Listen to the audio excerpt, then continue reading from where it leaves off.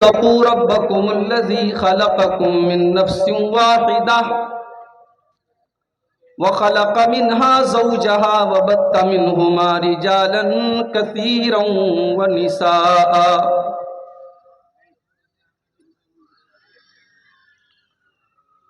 واتقوا الله الذي تساءلون به والأرحام إن الله كان عليكم رقيبا يا أيها الذين آمنوا اتقوا الله وقولوا قولا سديدا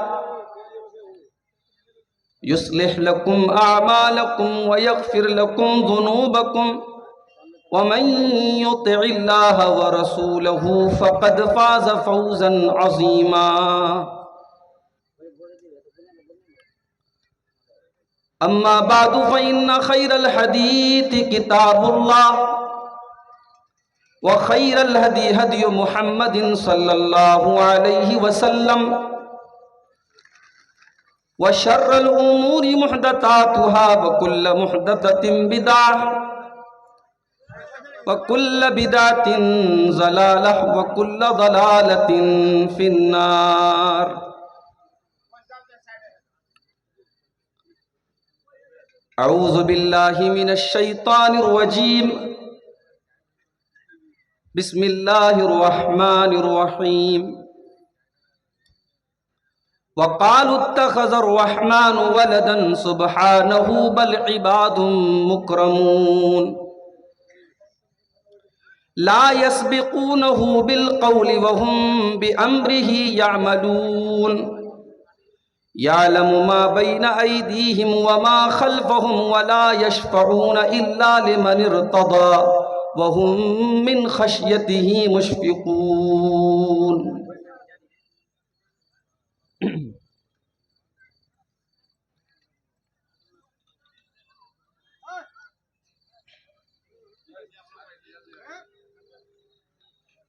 مالک تو ہمارا ہے خالق تو ہمارا ہے مالک تو ہمارا ہے خالق تو ہمارا ہے بندوں کو تیرے یا رب تیرا ہی سہارا ہے کشتی بھی ہے طوفان میں رہبر بھی نہیں کوئی کشتی بھی ہے طوفان میں رہبر بھی نہیں کوئی منزل سے ہے نا واقف نہ کوئی کنارہ ہے ہر سمت اندھیرا ہے جائیں تو کدھر جائیں ہر سمت اندھیرا ہے جائیں تو کدھر جائیں ٹھوکر جو لگی ہم کو تجھ کو ہی پکارا ہے یہ شمس و قمر یا رب جھکتے ہیں تیرے آگے یہ شمس و قمر یا رب جھکتے ہیں تیرے آگے قدرت سے تیری روشن ہر ایک ستارہ ہے کلیوں کو بھی رعنائی تو نے ہی نوازی ہے کلیوں کو بھی رعنائی تو نے ہی نوازی ہے گلشن کا حسین منظر گلشن کا حسین منظر تو نے ہی نکھارا ہے مردہ تھی زمیں ساری تو نے ہی جلائی ہے تو نے ہی تو برسائی امرت کی یہ دھارا ہے عاصی ہیں تیرے یا رب تو نے جو نہیں بخشا، دنیا میں بھی ذلت ہے، عقبا میں خسارہ ہے۔ تیرے ہی لیے جینا، تیرے ہی لیے مرنا، تیرے ہی لیے جینا، تیرے ہی لیے مرنا۔ تو مجھ سے جو راضی ہو، ہر زخم گوارا ہے۔ رحمت جو تیری روٹھی، جائے گا کدھر زاہد۔ رحمت جو تیری روٹھی، جائے گا کدھر زاہد۔ رحمت کے ہی سائے میں اپنا تو گزارا ہے۔ مالک تو ہمارا ہے، خالق تو ہمارا ہے۔ محترم علماء کرام، بزرگوں اور دوستوں، نوجوان ساتھیوں، پردہ نشین ماؤں اور بہنوں، پیارے بچوں،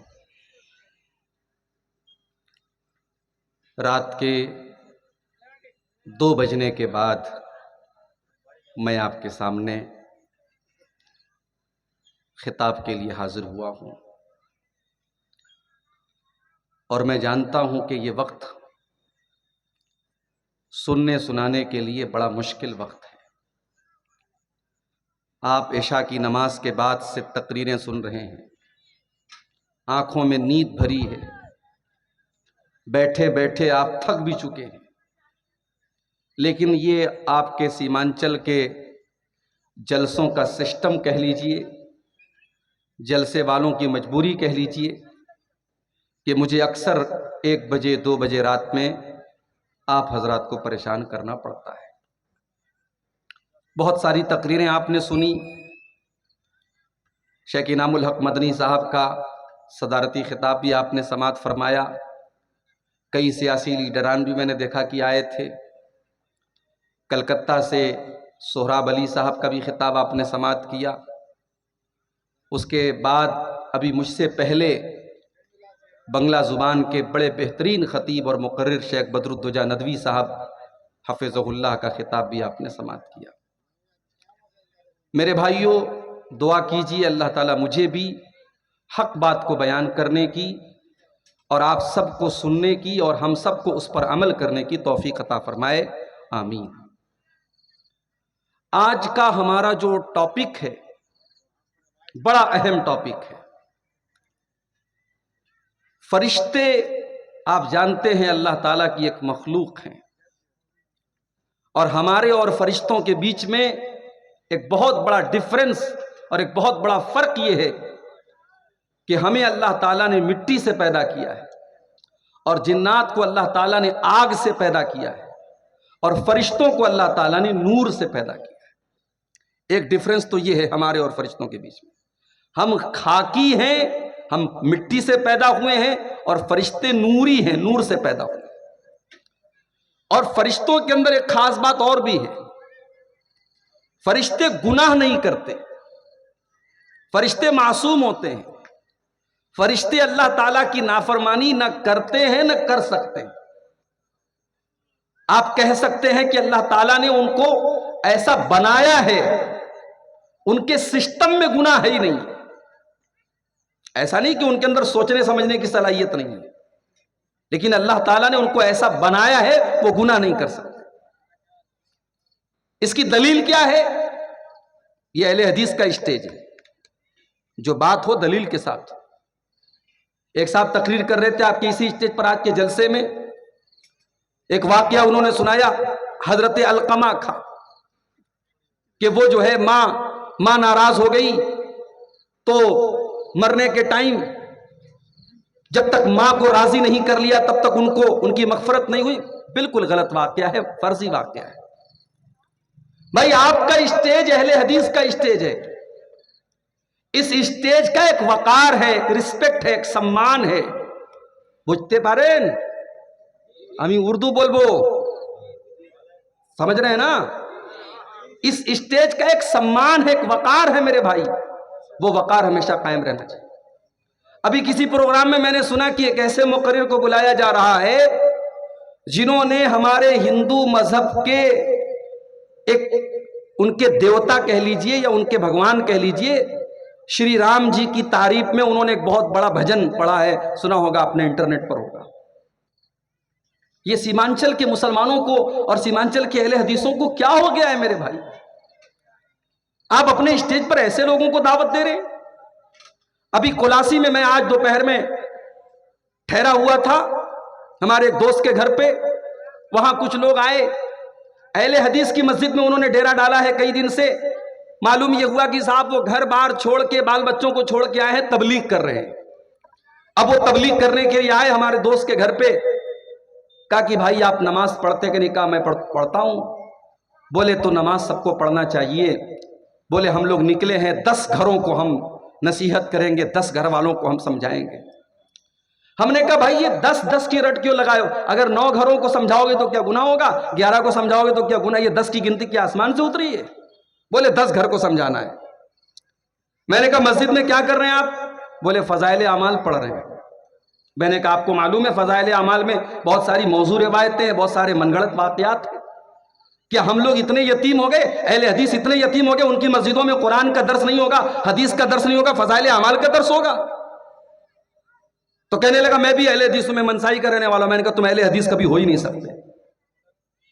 تو یہ سیمانچل میں ہم اتنے کمزور ہو چکے ہیں ایمان اور عقیدے اور منہج کے اعتبار سے کہ ہمارے اسٹیج پر جو بھی آ جائے ہم اس کو فوراً اپنے اسٹیج کی زینت بنا لیتے ہیں۔ موضوع روایتیں بھی بیان ہو رہی ہیں، قصے کہانیاں بھی بیان ہو رہے ہیں، اور ایسے ایسے مقرروں کو بلایا جا رہا ہے جو یعنی کفریہ باتیں کہہ چکے ہیں اور غیر اللہ کی تعریف میں بھجن تک گا چکے ہیں، ہم ان کو مقرر کے طور پہ اپنے جلسوں میں لا رہے ہیں۔ کہیں کہیں سنا میں نے کہ بڑی قیمتیں دے کر اور بڑے بڑے پیسے دے کر کے بڑے بڑے شاعروں کو بلایا جا۔ بھائی مشاعرہ کرا لو نا، کیا ضرورت ہے جلسہ کرانے کی؟ ایک صاحب کہنے لگے مولوی صاحب عوام کی بڑی ڈیمانڈ رہتی ہے، ہماری نہیں چلتی۔ مولوی صاحب تھے، کہنے لگے ہماری نہیں چلتی۔ میں نے کہا کل عوام کی ڈیمانڈ ہوگی کیٹرینہ کیف کو لاؤ تو تم کیٹرینہ کیف کو لاؤ گے، پرسوں عوام کی ڈیمانڈ ہوگی شاہ رخ خان کو لاؤ تو آپ شاہ رخ خان کو لائیں گے۔ بھئی عوام کی ڈیمانڈ تو ہمیشہ یہی رہے گی، جو چل رہا ہے، جو اچھا لگ رہا ہے اس کو بلاؤ۔ میرے بھائی یہ جلسہ ہے، یہ دینی پروگرام ہے، اس کی عظمت کو برقرار رکھیے۔ اسٹیج پر علماء کو دعوت دیجئے، تقریر کرنا، دین کی باتیں بیان کرنا، دین سکھانا، یہ ہر ایرے غیر نتھو خیرے کا کام نہیں ہے۔ جو اس اسٹیج پہ آ کے تقریر کرتا ہے وہ آپ کا ٹیچر ہے، اور ٹیچر ہر کسی کو نہیں بنایا جاتا۔ ٹیچر ایسے انسان کو بنایا جاتا ہے جو اس سبجیکٹ کا ماہر ہو، اور دین کے ماہر علماء ہیں۔ آپ اپنے اسٹیج پر علماء کو دعوت دیں، یہ میری آپ سے بہت بڑی گزارش ہے۔ تو فرشتوں کی اور ہمارے بیچ میں 2 ڈیفرنس ہیں۔ ایک تو یہ کہ فرشتے گناہ نہیں کرتے، اور دوسرا ڈیفرنس یہ ہے کہ فرشتے نور سے پیدا ہوئے ہیں۔ اب اس کی دلیل کیا ہے کہ فرشتے گناہ نہیں کرتے؟ قرآن مجید کا 28واں پارہ اٹھائیے، اللہ تبارک و تعالیٰ فرماتا ہے یا ایھا الذین آمنوا قوا انفسکم واہلیکم نارا، اے ایمان والو اپنے آپ کو اور اپنے گھر والوں کو جہنم کی آگ سے بچاؤ۔ جہنم کی آگ پیٹرول سے نہیں جلے گی، ڈیزل سے نہیں جلے گی، کوئلے سے نہیں جلے گی۔ وقودھا الناس والحجارہ، جہنم کی آگ کے ایندھن تو انسان اور پتھر ہوں گے۔ وہ انسانوں سے جلے گی، وہ پتھروں سے جلے گی۔ علیہا ملائکۃ غلاظ شداد لا یعصون اللہ ما امرہم، اور جہنم کے جو داروغہ ہوں گے، جہنم کے جو مینیجر ہوں گے، جہنم کے جو کیئر ٹیکر ہوں گے، وہ فرشتے ہوں گے، اور وہ بڑے سخت ہوں گے، وہ بڑے مضبوط ہوں گے۔ لا یعصون اللہ ما امرہم، وہ اللہ تعالیٰ کے کسی حکم کی نافرمانی نہیں کریں گے۔ یہی دلیل ہے، یہی دلیل ہے کہ فرشتے اللہ کی نافرمانی نہیں کرتے، فرشتے معصوم ہوتے ہیں۔ اب کچھ فرشتے ایسے ہوتے ہیں جن کو رحمت کا فرشتہ کہا جاتا ہے۔ تو آج کی تقریر میں انشاءاللہ ہم ایسی کچھ چیزیں آپ کے سامنے بیان کریں گے کہ اگر وہ کام ہم نے کیا تو ہمارے لیے رحمت کے فرشتے اتریں گے. یہ کوئی معمولی بات ہے بھائی؟ ہم ایسا کام کریں کہ فرشتہ اتر کر کے ہم کو دعا دے. فرشتہ کوئی معمولی چیز نہیں ہے، یہ اللہ کی بڑی بہترین مخلوق ہے. 1400 سال پہلے مکہ کے کافر یہ کہا کرتے تھے فرشتے تو اللہ کی بیٹیاں ہیں. اللہ نے قرآن میں فرمایا وَقَالُوا اتَّخَذَ الرَّحْمَنُ وَلَدًا، یہ کہتے ہیں کہ اللہ تعالیٰ نے فرشتوں کو اپنی بیٹی بنایا ہے. فرشتے اللہ تعالیٰ کی بیٹی ہیں. سبحانہ، اے ظالموں، اتنا بڑا بہتان اللہ تعالیٰ کے اوپر نہ لگاؤ. اللہ تعالیٰ ان باتوں سے پاک ہے. بل عباد مکرمون، فرشتے تو اللہ تعالیٰ کے بڑے بہترین بندے ہیں، بڑے معزز بندے ہیں، بڑے سمانت بندے ہیں. لا یسبقونہ بالقول، فرشتے کبھی اللہ تعالیٰ کے حکم کے آگے اپنی بات نہیں رکھتے، اللہ تعالیٰ سے پہلے کوئی بات نہیں بولتے. وَهُمْ بِأَمْرِهِ يَعْمَلُونَ، اور فرشتے وہی کرتے جو اللہ تعالیٰ ان کو حکم دیتا ہے. يَعْلَمُ مَا بَيْنَ أَيْدِيهِمْ وَمَا خَلْفَهُمْ، اور فرشتوں کے آگے اور پیچھے کی ساری جانکاری اللہ تعالیٰ کو ہے. وَلَا يَشْفَعُونَ إِلَّا لِمَنِ ارْتَضَىٰ، اور فرشتے کل قیامت کے دن شفاعت بھی کریں گے. اللہ کے بہت سارے بندوں کے حق میں وہ شفاعت کریں گے، ان کو جنت میں ڈلوائیں گے، مگر یہ بھی اللہ کے حکم سے کریں گے، سب کے لیے وہ نہیں کریں گے. وَهُم مِّن خَشْيَتِهِ مُشْفِقُونَ، اور فرشتے اللہ تعالیٰ سے ہمیشہ ڈرتے رہتے ہیں. اچھا، آپ لوگوں نے کبھی فرشتہ دیکھا ہے کیا؟ کسی نے دیکھا ہو تو ذرا ہاتھ اٹھائے بھائی. دیکھا ہے کسی نے؟ نہیں دیکھا ہے. لیکن آج کل یوٹیوب پر کچھ ایسے، کیا پتا، یہ تو یوٹیوبر جو ہوتے ہیں نا، چینل والے، کچھ بھی کر سکتے ہیں. اب ان کو تقریر کا اگر ٹاپک دینا ہو فرشتوں کا تو یہ کوئی بنا دیں گے ویڈیو میں، کوئی تھمبنیل میں لگا دیں گے کہ یہ فرشتہ ہے. جہنم کی آگ پر تقریر کریں گے مولوی صاحب تو یہ آگ بھی بنا دیں گے جہنم، جیسے یہ دیکھ کے انہوں نے فوٹو کھینچا ہے جہنم کا. جنت کا تذکرہ کریں گے مولوی صاحب، حور کا ذکر کریں گے، یہ خوبصورت لڑکیوں کی تصویر لگا دیں گے. یہ یوٹیوبر ہیں بھائی، ان کے لیے 100 گنا معاف ہے، کچھ بھی کر سکتے ہیں. یاد رکھو میرے بھائی، جنت، جہنم، فرشتے، ان کا تعلق غیب سے ہے. غیب مطلب انویزیبل تھنگس ہیں، یہ ہمیں نظر نہیں آتی، ادرش ہیں، ہم دیکھ نہیں سکتے. ہم نے جنت کو دیکھا نہیں، ہم نے جہنم کو دیکھا نہیں، تو جس چیز کو ہم نے دیکھا نہیں اس کا فوٹو ہم نہیں بنا سکتے، اس کی ویڈیو ہم نہیں بنا سکتے.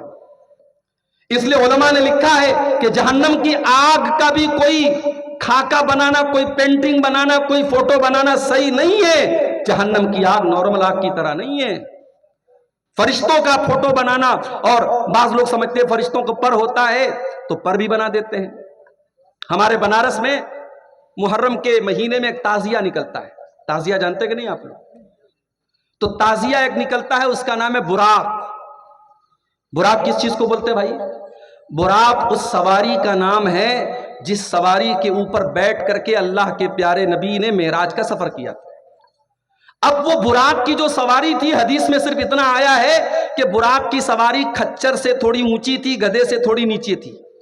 اب ان کمبختوں نے کیا کیا، ایک تعزیہ بنایا، اس کا نام براق رکھا. اور آپ یوٹیوب پر، انٹرنیٹ پر، گوگل پہ سرچ کر لیں، براق کا تعزیہ بنارس کا آپ کو مل جائے گا. باقاعدہ ایک خوبصورت لڑکی کی کا سر لگا ہوا ہے اور دونوں طرف پر لگا ہوا ہے. انہوں نے براق کا تعزیہ بنا دیا. یہ مسلمان کر رہا ہے. تو براق بھی کسی نے دیکھی نہیں ہے، براق کی بھی امیج انہوں نے بنا لی. تو فرشتوں کو ہم نے دیکھا نہیں ہے، فرشتے ہمیں نظر نہیں آتے، یہ الگ بات ہے. اللہ تعالیٰ اپنی قدرت سے کبھی کسی فرشتے کو دکھا دے. بعض صحابہ نے حضرت جبریل کو دیکھا تھا انسانی شکل میں، پاسبل ہے، مگر عام طور سے ہم فرشتوں کو دیکھتے نہیں ہیں. مکہ کے کافروں نے ایک مرتبہ اللہ کے نبی سے یہ بھی ڈیمانڈ کی تھی، وَقَالَ الَّذِينَ لَا يَرْجُونَ لِقَاءَ اللَّهِ لَوْلَا أُنزِلَ عَلَيْنَا الْمَلَائِكَةُ أَوْ نَرَى رَبَّنَا. جو لوگ اللہ تعالیٰ کے اوپر ایمان نہیں رکھتے تھے، انہوں نے کہا کہ اللہ کے نبی محمد صلی اللہ علیہ وسلم، ہم چاہتے ہیں کہ فرشتے کو اپنی آنکھوں سے دیکھ لیں، ہم چاہتے ہیں فرشتوں کو اپنی آنکھوں سے دیکھ لیں یا اللہ تعالیٰ کو اپنی آنکھوں سے دیکھ لیں۔ اللہ نے فرمایا لَقَدِ اسْتَكْبَرُوا فِي أَنفُسِهِمْ وَعَتَوْا عُتُوًّا كَبِيرًا۔ یہ مکہ کے کافر یہ بہت بڑے متکبر ہیں، گھمنڈی ہیں، اہنکاری ہیں، یہ غرور کر رہے ہیں، یہ اللہ کے نبی سے کیسی کیسی ڈیمانڈ کر رہے ہیں۔ اور اس کے بعد اللہ نے فرمایا یوم یرون الملائکۃ لا بشری یومئذ للمجرمین۔ اے مکہ کے کافروں، تم یہ کہتے ہو ہم فرشتوں کو دیکھنا چاہتے ہیں، ہاں تم دیکھو گے جس دن تمہارے مرنے کا ٹائم آئے گا، اپنی موت کے ٹائم تم موت کے فرشتوں کو دیکھو گے، مگر اس دن تمہارے لیے کوئی اچھی خبر نہ ہوگی۔ وَيَقُولُونَ حِجْرًا مَحْجُورًا۔ جب فرشتوں کو یہ دیکھیں گے تو یہ کہیں گے دور ہو جاؤ، دور ہو جاؤ، چلے جاؤ۔ فرشتوں کو دیکھ کر کے ان کو اچھا نہیں لگے گا۔ تو فرشتے بھی دو طرح کے ہوتے ہیں، ایک عذاب کے فرشتے، ایک رحمت کے فرشتے۔ تو آج کی تقریر میں انشاءاللہ میں 15 ایسی چیزیں بیان کروں گا جو کام اگر ہم کر لیں گے تو فرشتے ہمارے لیے دعا کریں گے، فرشتے اتریں گے اور فرشتے اسپیشل ہمارے لیے دعا کریں گے۔ تو آپ لوگ کریں گے کہ نہیں کریں گے یہ عمل انشاءاللہ؟ بولو بھائی، صرف سننا نہیں، عمل بھی کرنا ہے انشاءاللہ۔ میں بہت ایزی چیزیں، آسان چیزیں بتاؤں گا، کوئی مشکل کام نہیں کرنا ہے، بہت ہی سمپل کام بتاؤں گا، مگر کام اتنا بڑا ہے کہ اگر آپ کر لیں گے تو فرشتہ آ کر کے آپ کو دعا دے گا۔ تو فرشتوں کی دعا چاہیے کہ نہیں چاہیے؟ بولو بھائی۔ انشاءاللہ ہم لوگ وہ عمل کریں گے، اللہ تعالی ہم سب کو عمل کرنے کی توفیق دے۔ سب سے پہلا کام فرشتوں کی دعا چاہیے، پہلا کام رات میں باوضو ہو کر کے سویا کرو۔ سمپل ہے، رات میں سونے کے ٹائم کیا کرنا ہے؟ پاک ہو کر کے سونا ہے، وضو کر کے سونا ہے۔ اللہ کے نبی فرماتے ہیں طَهِّرُوا هَٰذِهِ الْأَجْسَادَ طَهَّرَكُمُ اللَّهُ۔ اے مسلمانوں، اپنے شریر کو پاک رکھا کرو، اللہ تعالیٰ بھی تم کو پاک کرے گا۔ ما من مسلم ما من عبد یبیت طاہرا، جب بھی کوئی بندہ رات میں وضو کر کے سوتا ہے، پاکی کی حالت میں سوتا ہے، الا بات ملک فی شعارہ، تو فرشتہ بھی اس کے بغل میں سوتا ہے۔ اور بندہ جب رات میں اٹھتا ہے، جب کروٹ بدلتا ہے، جب بندے کی نیند کھلتی ہے، فرشتہ کہتا اللہم اغفر لہذا العبد، اے اللہ تو اپنے اس بندے کی بخشش فرما دے، فَإِنَّهُ بَاتَ طَاہِرًا، یہ بندہ وضو کر کے سویا ہے۔ اس کو اپنی زندگی کی عادت بنا لو۔ میری ماں بہنوں، تم سے بھی کہتا ہوں، رات میں بھائی پیشاب کرنے کے لیے جاتے ہو نا، سونے کے پہلے ایک بار آخری بار پیشاب کرتے ہو، پیشاب کرنے کے بعد وضو کر لو، وضو کر کے بستر پہ آؤ۔ اور ایک کام اور کر لو، جب بستر پہ وضو کر کے آؤ تو ایک کام اور کر لو۔ چلو وہ حدیث بھی آپ کو سنا دیتا ہوں۔ ابھی جو حدیث پڑھی یہ الترغیب و ترہیب کی صحیح روایت ہے، اب جو حدیث پڑھنے جا رہا ہوں یہ بخاری اور مسلم کی حدیث ہے۔ اور حدیث کے راوی کون ہے؟ برا ابن عازب۔ کیا نام ہے؟ بولو بھائی۔ برا ابن عازب۔ آپ کے علاقے میں لوگوں کے نام بڑے عجیب مجھے نظر آتے ہیں۔ کیا نام ہے بھائی؟ انجارل، افراجل، ریاجل، یہ نام رکھتے ہیں بھائی۔ صحابہ کے نام پر اپنے بچوں کے نام رکھو، پورے محلے میں آپ کو برا نام نہیں ملے گا، پورے محلے میں عازب نام نہیں ملے گا۔ برا ابن عازب صحابی کا نام ہے۔ برا ابن عازب کہتے ہیں اللہ کے پیارے نبی صلی اللہ علیہ وسلم نے فرمایا کہ اے برا ابن عازب، جب تم رات میں بستر پہ سونے جایا کرو تو تم وضو کر لیا کرو، اور وضو کرنے کے بعد داہنی کروٹ لیٹ جاؤ، اور داہنی کروٹ لیٹنے کے بعد ایک دعا میں سکھا رہا ہوں، اے برا ابن عازب ایک دعا میں سکھا رہا ہوں، اس دعا کو پڑھ لیا کرو، اور اس دعا کو پڑھنے کے بعد پھر کوئی بات چیت نہیں کرنا ہے۔ اس دعا کو پڑھ کے سو جاؤ، پھر بات نہیں کرنا ہے۔ اب بات نہیں کرنا ہے تو کسی سے بات نہیں کرنا ہے، وہ موبائل پہ رات میں جو لگے رہتے ہیں ان سے بھی کہہ رہا ہوں کسی سے بات نہیں کرنا ہے۔ آخری کام یہ کر کے سونا ہے، یہ دعا پڑھ کے سونا ہے۔ کیا دعا ہے؟ بڑی پیاری دعا ہے، اس کو یاد کر لو میرے بھائی۔ اللہم اسلمت نفسی الیک وفوضت امری الیک والجات ظہری الیک رغبتا ورہبتا الیک لا ملجا ولا منجا منک الا الیک آمنت بکتابک الذی انزلتا وبنبیک الذی ارسلتا۔ ابھی سننے میں تھوڑی آپ کو مشکل لگ رہی ہوگی، 2-4 بار آپ یاد کریں گے، یاد ہو جائے گی، بڑی بہترین دعا ہے۔ دعا کا مطلب بھی سمجھا دیتا ہوں۔ اے اللہ، اچھا دیکھو، بندہ جب سوتا ہے نا تو اللہ کے رسول فرماتے ہیں کہ بندہ جب سوتا ہے تو سمجھو مر جاتا ہے۔ جتنی دیر انسان سویا رہتا ہے اتنی دیر اس کی روح اللہ اپنے قبضے میں لے لیتا ہے۔ اسی لیے جب ہم سو کر کے اٹھتے ہیں تو دعا پڑھتے ہیں، الحمدللہ الذی احیانا بعد ما اماتنا والیہ النشور۔ اے اللہ تیرا شکر ہے، تو نے ہم کو ہمیشہ کے لیے نہیں سلایا، ہم سو کر کے دوبارہ اٹھ گئے، زندہ ہو گئے، تو جیسے آج تو نے ہمیں زندہ کیا ہے، اے اللہ کل قیامت کے دن بھی تو ہماری قبروں سے ہمیں اٹھائے گا، ہمیں زندہ کرے گا۔ میرے پیارے ساتھیوں، آپ بستر پہ سونے جا رہے ہیں، اس بات کی کوئی گارنٹی نہیں ہے کہ اس کے بعد آپ اٹھ پائیں گے یا نہیں اٹھ پائیں گے۔ ہائے ہائے، فلسطین کے حالات آپ دیکھو، آنکھوں سے آنسو آ جاتے ہیں۔ ہاسپٹل کے اوپر بمباری کی گئی، بیچارے ہاسپٹلوں میں جان بچانے گئے تھے، 500 سے زیادہ لوگ اس ہاسپٹل کے اندر ایڈمٹ تھے، بمباری کی گئی اور فلسطین کے شہر غزہ میں اس ہاسپٹل کے 500 مسلمان مریض مر گئے، اللہ کو پیارے ہو گئے۔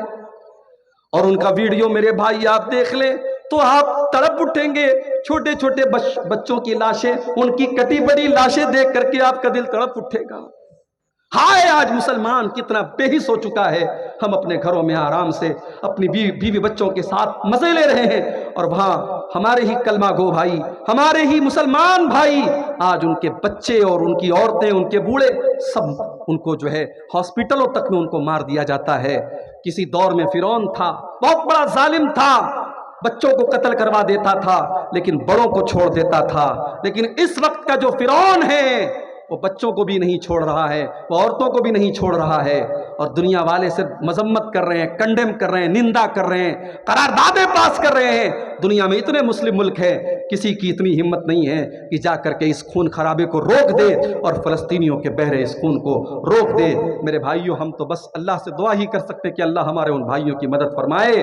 میرے بھائیوں، ہم اور آپ بستر پہ سونے جاتے ہیں تو یہ اس امید میں جاتے ہیں کہ صبح سو کر کے اٹھیں گے، مگر فلسطین کا ہمارا مسلمان بھائی جب سوتا ہے تو اس بات کی کوئی گارنٹی نہیں ہوتی کہ رات میں نہ جانے کون سا حملہ ہوگا اور کون سا راکٹ آئے گا اور کون سا میزائل آئے گا اور ان کے پورے گھر کو تباہ کر دے گا اور ان کی لاش بچ جائے گی۔ میرے بھائیوں، ان کے گھروں کے ملبے کے آگے بیٹھ کر ایک 8 سال کے بچے نے آیت الکرسی پڑھی ہے، وہ ویڈیو بھی دیکھ کر کے ہمیں حیرت ہوتی ہے کہ اس قوم کے بچے آج بھی الحمدللہ انہوں نے اپنے گھر کو کھویا ہے، اپنے ماں باپ کو کھویا ہے، اپنی جانیں گنوائی ہیں، مگر اپنا ایمان نہیں کھویا ہے۔ ہمیں اللہ کی ذات سے پورا یقین ہے ان معصوم بچوں کی جانیں بیکار نہیں جائیں گی، ان شہیدوں کا خون بیکار نہیں جائے گا، اور ایک دن ارض فلسطین ان ظالموں کے پنجے سے نجات پائے گی اور مسجد اقصی ان ظالموں کے پنجے سے آزاد ہوگا انشاءاللہ۔ میرے بھائیوں، ہم بستر پہ سونے جا رہے ہیں، یہ دعا پڑھ رہے ہیں کہ اے اللہ، میں اپنے آپ کو تیرے حوالے کر رہا ہوں، اے اللہ میں اپنے آپ کو تیرے حوالے کر رہا ہوں، وَفَوَّضْتُ أَمْرِي إِلَيْكَ، اے اللہ میں اپنا سب کچھ تیرے سپرد کر کے سونے جا رہا ہوں، وَأَلْجَأْتُ ظَهْرِي إِلَيْكَ، اے اللہ میں تیری طرف پیٹھ لگا کر کے سونے جا رہا ہوں، رَغْبَةً وَرَهْبَةً إِلَيْكَ، اے اللہ میں تجھی سے امید رکھتا ہوں، تجھی سے ڈرتا ہوں، لا ملجا ولا منجا منک الا الیک، اے اللہ جس کو تو پناہ نہ دے اس کو کوئی پناہ دینے والا نہیں، جس کو تو نجات نہ دے اس کو کوئی نجات دینے والا نہیں۔ آمنت بکتابک الذی انزلت، اے اللہ میں تیری کتاب کے اوپر ایمان رکھتا ہوں جو کتاب تو نے اتاری ہے، وبنبیک الذی ارسلت، اور میں تیرے نبی کے اوپر ایمان رکھتا ہوں جس نبی کو تو نے دنیا میں بھیجا ہے۔ یہ دعا سکھائی آپ نے اور کہا کہ اے برا، رات میں بستر پہ سونے جاؤ، وضو کر کے آؤ، داہنی کروٹ لیٹ جاؤ، یہ دعا پڑھو اور اس کو اپنی آخری بات بنا لو، اس کے بعد بات چیت مت کرو۔ فَإِن مُتَّ مُتَّ عَلَى الْفِطْرَةِ، اگر اسی حالت میں تمہاری موت آ گئی تو تم جنت میں چلے جاؤ گے، کیونکہ تمہارا خاتمہ توحید کے اوپر ہوگا، تمہارا خاتمہ ایمان پر ہوگا، تمہارا خاتمہ فطرت پر ہوگا۔ تو یہ پہلا کام ہمیں کرنا ہے، کریں گے انشاءاللہ۔ رات میں بستر پہ جب بھی سونے جائیں تو بس سمپل ہے کہ وضو کر کے جائیں اور یہ دعا اگر یاد کر سکتے ہو 2-4 بار یاد کر لیں۔ اچھا، جب حضرت برا ابن عازب کو نبی اکرم صلی اللہ علیہ وسلم نے یہ دعا سکھائی تو وہ ریپیٹ کرنے لگے، وہ دہرانے لگے۔ کبھی اس پر بھی غور کیجئے، صحابہ کے دور میں موبائل نہیں تھا، ٹیپ ریکارڈر نہیں تھا، صحابہ نے اللہ کے نبی سے سنا اور سن کر کے یاد کیا اور یاد کر کے پھر امت کو بتایا۔ یہ کوئی معمولی کام نہیں تھا۔ زیادہ تر صحابہ پڑھے لکھے نہیں تھے، لکھنا نہیں جانتے تھے، انہوں نے اللہ کے نبی سے جو کچھ سنا اس کو یاد کیا اور یاد کر کے ہمیں اور آپ کو سکھایا ہے۔ میرے پیارے ساتھیوں، آج تو ہمارے پاس موبائل ہے، ریکارڈر ہے، سب کچھ کیمرہ ہے، ہم ریکارڈ کر سکتے ہیں، مگر آپ دیکھیے صحابہ اللہ کے پیارے نبی کی باتوں کو سنتے تھے اور فوراً یاد کرتے تھے۔ حضرت برا ابن عازب کہتے ہیں جب اللہ کے پیارے نبی نے یہ دعا سکھائی تو میں اس دعا کو دہرانے لگا، میں ریپیٹ کرنے لگا، اور جب میں دہرانے لگا تو پوری دعا میں نے صحیح پڑھی، ایک جگہ چھوٹی سی مسٹیک کر دی۔ کیا مسٹیک کی میں نے؟ اللہ کے رسول صلی اللہ علیہ وسلم نے جو دعا سکھائی تھی اس میں الفاظ کیا تھے؟ وَبِنَبِيِّكَ الَّذِي أَرْسَلْتَ، نبی کی جگہ رسول کا لفظ میرے منہ سے نکل گیا اور میں نے کہا وَبِرَسُولِكَ الَّذِي أَرْسَلْتَ۔ اتنا سننا تھا، اللہ کے پیارے نبی نے کہا اے برا، خبردار، جو الفاظ میں نے سکھائے ہیں وہی الفاظ تمہیں پڑھنا ہے۔ پتہ یہ چلا کہ ہمیں دعا میں بھی اپنی مرضی سے اضافہ نہیں کرنا ہے، ہمیں دعا بھی وہی پڑھنا ہے جو پیارے نبی نے سکھائی ہے۔ اذان کے بعد کی دعا جو ہم پڑھتے ہیں، اللہم رب هذه الدعوة التامة والصلاة القائمة آت محمدا الوسیلة والفضیلة وابعثه مقاما محمودا الذی وعدتہ، اس دعا میں بھی کچھ لوگ ملاوٹ کرتے ہیں اور اس میں ایک لفظ بڑھا دیتے ہیں والدرجة الرفیعہ، اور دعا کے لاسٹ میں کیا بڑھا دیتے ہیں؟ انک لا تخلف المیعاد۔ اس دعا کے اندر یہ اضافہ صحیح نہیں ہے۔ میرے بھائیوں، دین نبی کی باتوں کا نام ہے، دین نبی کی پیروی کا نام ہے۔ ہم جب دعا میں اپنے من سے اضافہ نہیں کر سکتے تو شریعت میں اپنے من سے اضافہ کیسے کر سکتے ہیں؟ دین کی تبلیغ کرنا بہت اچھا کام ہے، مگر 3 دن کے لیے، 7 دن کے لیے، 40 دن کے لیے لوگ اپنا گھر چھوڑ دیں، اور جو گھر چھوڑے وہ عالم بھی نہیں ہے، اس کے پاس خود علم نہیں ہے، اس کو خود علم کی ضرورت ہے، وہ جا کے لوگوں کو تبلیغ کر رہا ہے۔ تبلیغ کا یہ طریقہ صحیح نہیں ہے۔ اور آپ کے سیمانچل میں اگر کچھ لوگ اس طریقے سے آپ کی مسجدوں میں آ کے تبلیغ کر رہے ہیں تو کم سے کم آپ اپنی جماعت کے ذمہ داروں کو بتائیے اور ایسی ایکٹیویٹی کو آپ اپنے علاقوں میں ہونے مت دیجیے۔ میرے بھائیوں، ہم تبلیغ کے خلاف نہیں ہیں، مگر تبلیغ سب سے پہلے عقیدے کی ہونی چاہیے، تبلیغ سب سے پہلے توحید کی ہونی چاہیے، اور تبلیغ اور دعوت کا کام علماء کریں، جاہلوں کے ہاتھ میں اس کی کمانڈ نہیں ہونی چاہیے۔ تو یہ پہلی چیز ہے کہ اگر اس پر ہم عمل کریں گے تو فرشتے اتریں گے۔ اللہ کے نبی نے فرمایا رات میں بستر پہ اگر سونے کے پہلے وضو کر کے سویا جائے تو انشاءاللہ اس سے فرشتے اتریں گے اور آپ کے لیے دعا کریں گے۔ 15 چیزوں میں سے پہلی چیز ہوگی۔ دوسری چیز، جہاں پر لوگ بیٹھ کر کے اللہ تعالیٰ کا ذکر کر رہے ہیں، مثال کے طور پر یہ جلسہ ہو رہا ہے، یہ تقریر ہو رہی ہے، اور عشاء کی نماز کے بعد سے لے کر کے ابھی تک یہاں پہ اللہ تعالیٰ کی باتیں ہو رہی ہیں، اللہ کا ذکر ہو رہا ہے۔ ایسی مجلسوں میں، ایسے جلسوں میں، ایسے پنڈالوں میں اللہ کے فرشتے تلاش کرتے رہتے ہیں۔ اللہ کے پیارے نبی فرماتے ہیں، صحیح مسلم کی روایت ہے، ان للہ ملائکۃ سیاحین یلتمسون اہل الذکر، اللہ تعالیٰ کے کچھ فرشتے ایسے ہیں جو تلاش کرتے رہتے ہیں کہاں پر لوگ اللہ تعالیٰ کا ذکر کر رہے ہیں، کہاں پر اللہ تعالیٰ کی باتیں ہو رہی ہیں۔ جب ان کو ایسی کوئی مجلس نظر آتی ہے، ایسی کوئی جگہ نظر آتی ہے، فرشتے آپس میں کہتے ہیں ہلموا الی حاجتکم، دیکھو یہاں پر ہمارے مطلب کا کام ہو رہا ہے، یہاں پہ قرآن بیان ہو رہا ہے، یہاں پہ حدیث بیان ہو رہی ہے، یہاں پہ اللہ اور اس کے رسول کی باتیں ہو رہی ہیں۔ پھر فرشتے اس مجلس کو اپنے پروں سے گھیر لیتے ہیں، اس مجلس میں فرشتے اس مجلس کو گھیر لیتے ہیں۔ اس کے بعد جب یہ فرشتے اللہ تعالیٰ کے پاس جاتے ہیں، اللہ تعالیٰ پوچھتا ہے اے میرے فرشتوں، تم نے میرے بندوں کو کس حال میں پایا، میرے بندے کیا کر رہے تھے؟ فرشتے جواب دیتے ہیں اللہ یمجدونک ویحمدونک ویکبرونک، اے اللہ تیرے بندے تیری بڑائی بیان کر رہے تھے، تیری بزرگی بیان کر رہے تھے، تیری تکبیر بیان کر رہے تھے، اے اللہ تیرے بندے تیرا نام لے رہے تھے. پھر اللہ پوچھتا ہے فرشتوں کیا میرے بندوں نے مجھے دیکھا ہے؟ فرشتے کہتے نہیں ہے اللہ تجھے دیکھا تو نہیں. کہا ہے فرشتوں اگر میرے بندوں نے مجھے دیکھا ہوتا تب کیا کرتے؟ کہا ہے اللہ تیرا اور نام لیتے، تیرا اور ذکر کرتے، تیری اور بڑائی بیان کرتے. پھر اللہ پوچھتا ہے اچھا میرے بندے کچھ مانگ رہے تھے؟ کہا ہے اللہ جنت مانگ رہے تھے. اللہ پوچھتا ہے میرے فرشتوں کیا میرے بندوں نے جنت دیکھی ہے؟ فرشتے کہتے نہیں ہے اللہ جنت دیکھی تو نہیں. کہا اگر جنت دیکھ لیتے تو کیا کرتے؟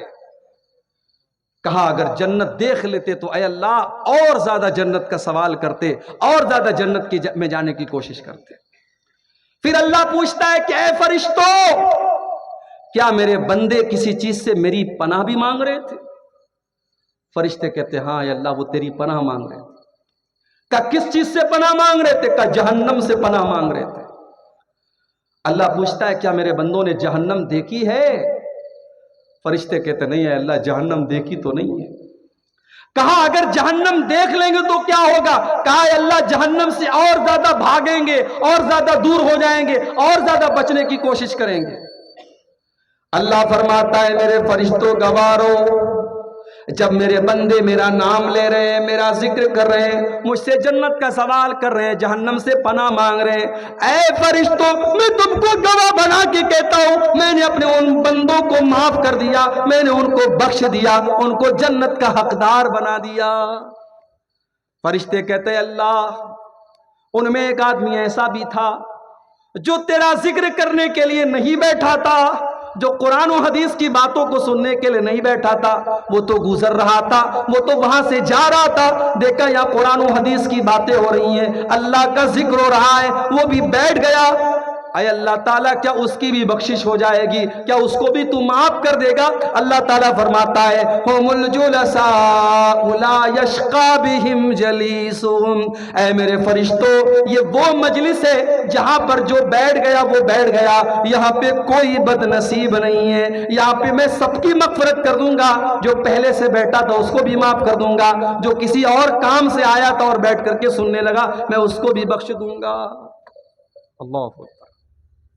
تو یہ دوسرا کام کرو. آج کل بڑی تقریریں ہو رہی ہیں آپ کے علاقے میں.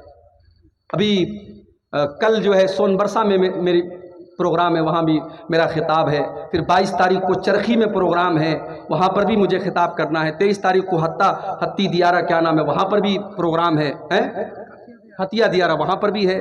تو قریب میں 8-10 کلومیٹر کی رینج میں بہت سارے پروگرام ہو رہے ہیں. اب ہمارے بہت سارے بھائی کہتے ہیں ارے یار ہاں کل 28 کو حاجی پور میں ہے، اور اسی طریقے سے کئی ایک پروگرام ہے آپ کے علاقے میں. اب بہت سارے لوگ کہتے ہیں ارے مولوی صاحب کتنی تقریر سنے گا آدمی. بھائی کیا پتہ جنات گزر رہے تھے، اللہ کے نبی قرآن پڑھ رہے تھے، جنات نے سنا اور ایمان لے آئے. کبھی کبھی کوئی ایک تقریر، کوئی ایک بات ہمارے دل کی دنیا بدل سکتی ہے میرے بھائی. اس لیے تقریروں میں جاؤ. اور یہ چندے کے پروگرام ہوتے ہیں، اللہ نے آپ کو مال دیا ہے، قبرستان کا آج کے جلسے میں قبرستان کے لیے چندہ ہو رہا ہے، کہیں اور مدرسے کے لیے ہوتا ہے، آپ جائیں گے جو بھی اللہ تعالیٰ نے حیثیت دی 1000 5000 10,000 1 لاکھ جو بھی آپ دے سکتے ہیں دیں گے، وہ الگ آپ کو ثواب ملے گا. اس لیے میرے بھائیوں دینی مجلسوں میں جانے سے بھی اللہ تعالیٰ کے فرشتوں کی رحمت ہمیں ملتی ہے. تو یہ 2 چیزیں ہو گئی. نمبر 3 قرآن کریم کی تلاوت کرنے سے بھی فرشتے اترتے ہیں. دلیل کیا ہے؟ دلیل بخاری اور مسلم کی حدیث ہے. اللہ کے پیارے نبی صلی اللہ علیہ وسلم کے ایک صحابی ہیں، نام ان کا کیا تھا؟ اسید ابن حضیر. اسید بڑا پیارا نام ہے. اسید کا مطلب سمجھتے ہو؟ شیر کا بچہ. شیر کا بچہ پیدا ہو یہ نام رکھو، پیارا نام ہے اسید. اسید ابن حضیر قرآن پڑھ رہے تھے سورہ بقرہ، اور ان کا معصوم بچہ یحییٰ وہیں پر بیٹھا ہوا تھا، اور ایک گھوڑا کھونٹے سے بندھا ہوا تھا. حضرت اسید ابن حضیر رضی اللہ تعالیٰ عنہ سورہ بقرہ کی تلاوت کرنے لگے. گھوڑا بیدکنے لگا، گھوڑا بھاگنے لگا. یہ چپ ہو جاتے، گھوڑا چپ ہو جاتا، گھوڑا رک جاتا. یہ قرآن پڑھنے لگتے، گھوڑا پھر سے بے چین ہونے لگتا. حضرت اسید کہتے میں ڈر گیا کہیں گھوڑا میرے بچے کو کچل نہ دے.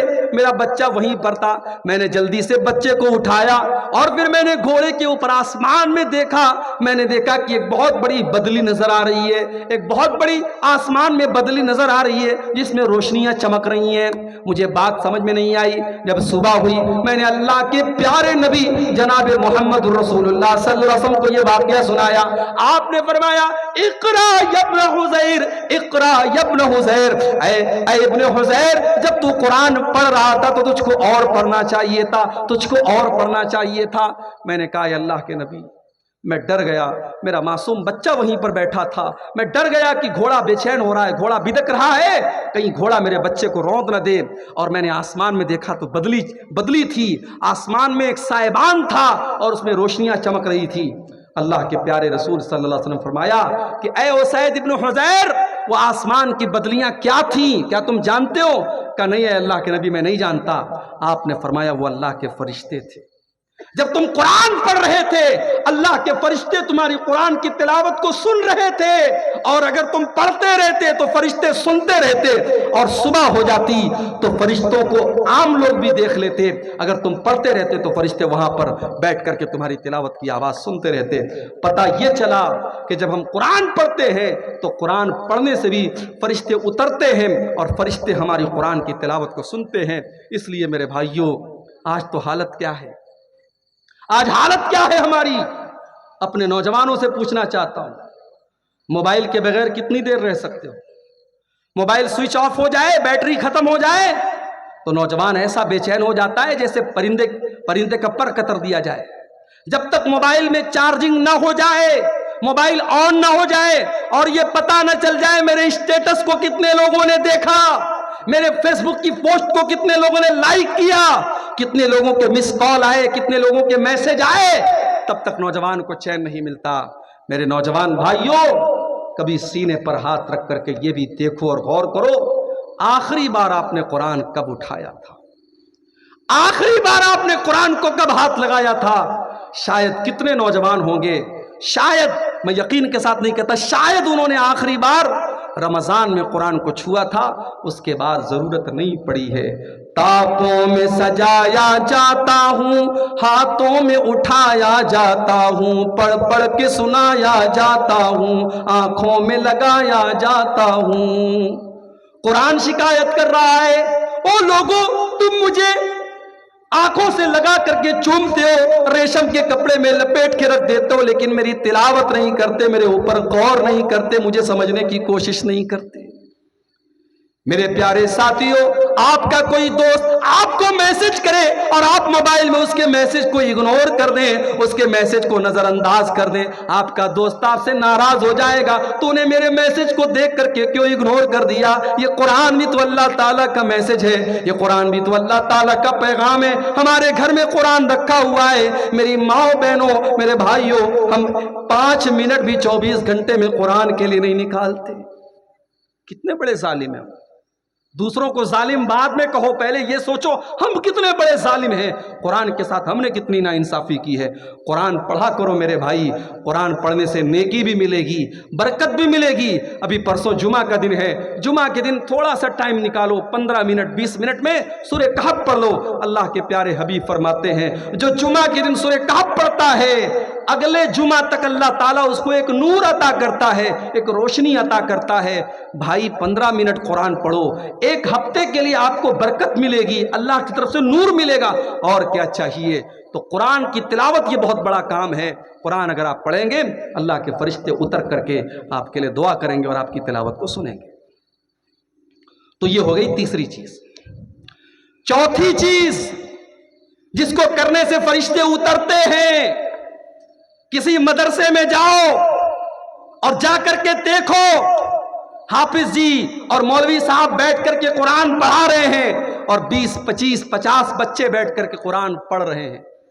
جس مجلس میں قرآن پڑھا جاتا ہے, پڑھایا جاتا ہے, وہاں پر بھی اللہ تعالیٰ کے فرشتے اترتے ہیں.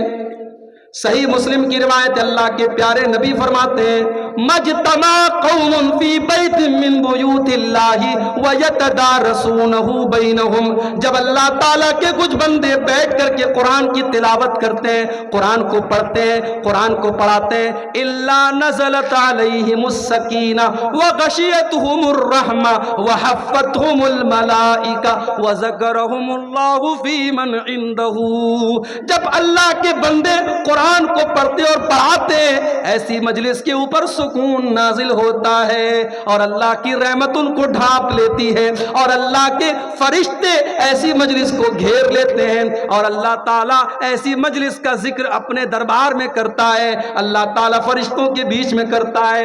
میرے پیارے ساتھیوں، قرآن پڑھنے والے بن جاؤ، قرآن پڑھانے والے بن جاؤ۔ آج سائنس پڑھانے والے ٹیچر اور سائنس پڑھانے والے ٹیوشن پڑھانے والے کی سیلری 2000 ہے اور انگلش پڑھانے والے کو 5000 دیا جا رہا ہے اور قرآن پڑھنے والے مولوی کو 500 روپیہ دینے کے لیے لوگ تیار نہیں ہیں۔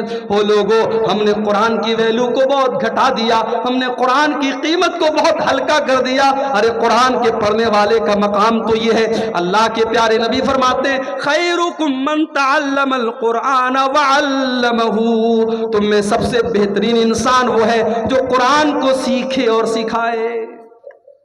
قرآن کو سیکھنے اور سکھانے والے کو کبھی حقیر مت جانو۔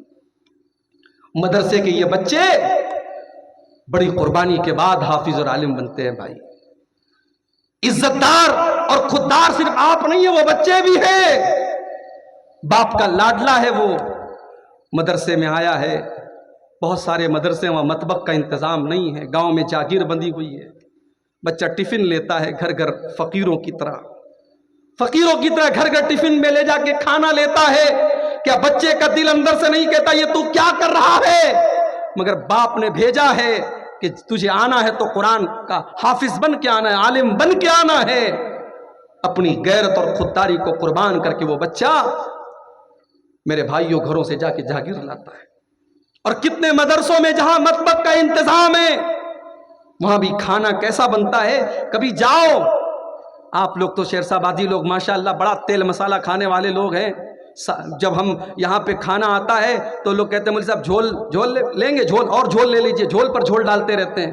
وہ مدرسوں میں آپ کو جھول نہیں ملے گا میرے بھائی، پانی کی جیسی دال ملے گی، بغیر چھلا ہوا آلو ملے گا۔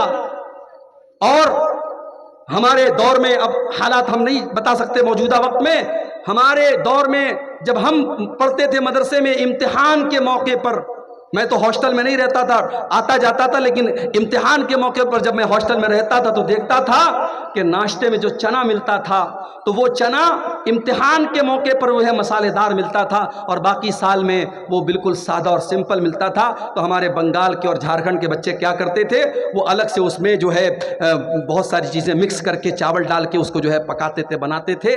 تو بڑی قربانیاں دیتے ہیں میرے بھائی، تب جا کے عالم بنتے ہیں۔ اس لیے قرآن کے ان حافظوں کی قدر کرو، ان عالموں کی قدر کرو، ان کو حقیر مت سمجھو میرے بھائی۔ آپ کی نظر میں یہ حقیر ہوں گے۔ کتنے مدرسے ہیں بیچارے، نظامیہ مدرسے والے مجھے لوگ بتاتے ہیں مولوی صاحب 5000 تنخواہ ہے۔ مہنگائی کے اس دور میں ایک لیبر، ایک مزدوری کرنے والے کی بھی ڈیلی کی اس کی مزدوری کم سے کم 400-500 روپیہ ہے میرے بھائی۔ 5000 روپیہ مہینے پر یہ مولوی کام کر رہا ہے۔ اور کتنے مدرسوں میں یہ مدرس اپنی تنخواہ جب تک خود چندہ کر کے نہ لائے تب تک بیچارے کو تنخواہ نہیں مل سکتی۔ مدرسے کا مینجمنٹ کر جاؤ اپنی تنخواہ خود لے کر کے آؤ، وہ بیچارہ دوڑ دھوپ کر کے چندہ کر کے لاتا ہے، تب یہ مدرسے چلتے ہیں۔ بڑی قربانیوں سے یہ مدرسے چل رہے ہیں میرے بھائی۔ قرآن پڑھایا جا رہا ہے، قرآن پڑھا جا رہا ہے وہاں۔ ان مدرسوں کو حقیر مت جانو میرے بھائی۔ اللہ کے پیارے نبی فرماتے ہیں خیرکم من تعلم القرآن وعلمہ، تم میں سب سے بہترین انسان وہ ہے جو قرآن کو سیکھتا اور سکھاتا ہے۔ کتنی چیزیں ہوں گی؟ 4 چیزیں ہوں گی۔ نمبر 5، پانچواں ایسا عمل جس کے کرنے پر فرشتے اترتے ہیں۔ بہت سمپل کام بتا رہا ہوں۔ رات میں بستر پہ سونے جاؤ تو آیت الکرسی پڑھ لیا کرو۔ آیت الکرسی اگر آپ بستر پہ سونے کے ٹائم پڑھیں گے تو کیا ہوگا؟ آئیے وہ حدیث بھی آپ کو سنا دیتا ہوں۔ ابو ہریرہ رضی اللہ تعالیٰ عنہ فرماتے ہیں اللہ کے پیارے حبیب نے مجھے صدقہ فطر کے غلے کی رکھوالی کا ذمہ دار بنایا۔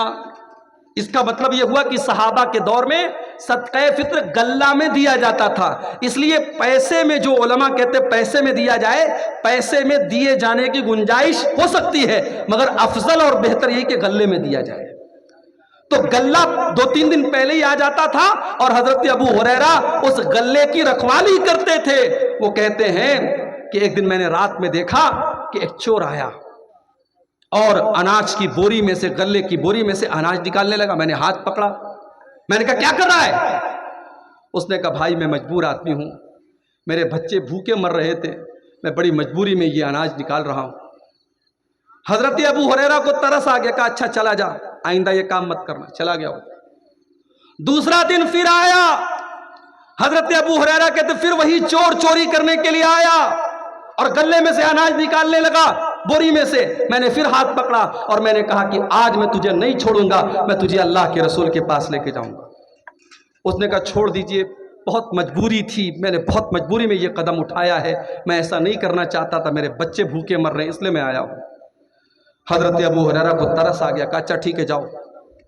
تیسرے دن پھر وہی چور آیا اور پھر حضرت ابو ہریرہ نے اس کا ہاتھ پکڑا اور کہا بیٹا آج تو تجھ کو نہیں چھوڑوں گا، آج میں ضرور اللہ کے رسول کے پاس تجھ کو لے کے جاؤں گا۔ اس چور نے کہا ابو ہریرہ اگر آپ مجھے چھوڑ دیں تو میں آپ کو ایک بہت قیمتی بات بتانے والا ہوں۔ کہا بتاؤ کیا بات ہے؟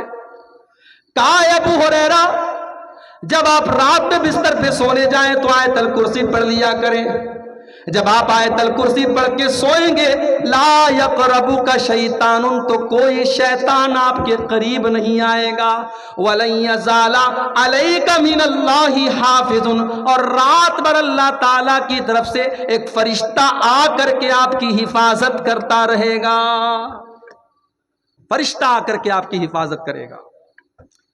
حضرت ابو ہریرہ نے کہا اچھا چلو ٹھیک ہے، تم نے اتنی پوائنٹ کی بات بتائی، چلو چھوڑ دے، چھوڑ دیا اس کو۔ صبح ہوئی، اللہ کے پیارے نبی کے پاس آ کر کے پوری بات بتائی۔ آپ نے فرمایا ابو ہریرہ کیا تمہیں پتا ہے وہ چور کون تھا؟ کہا کہ اللہ کے نبی میں نہیں جانتا۔ آپ نے فرمایا کہ ابو ہریرہ وہ شیطان تھا۔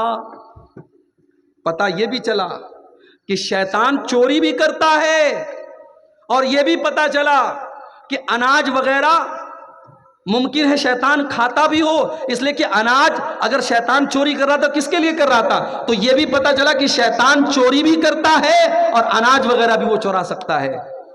اور اللہ کے نبی نے کہا کہ صدقک وہو کذوب، اے ابو ہریرہ وہ ہے تو شیطان، ہے بہت بڑا جھوٹا، مگر جو بات تم کو بتائی ہے بالکل صحیح بتائی ہے۔ آیت الکرسی اگر تم پڑھ دو گے تو اے ابو ہریرہ شیطان تمہارے قریب نہیں آئے گا۔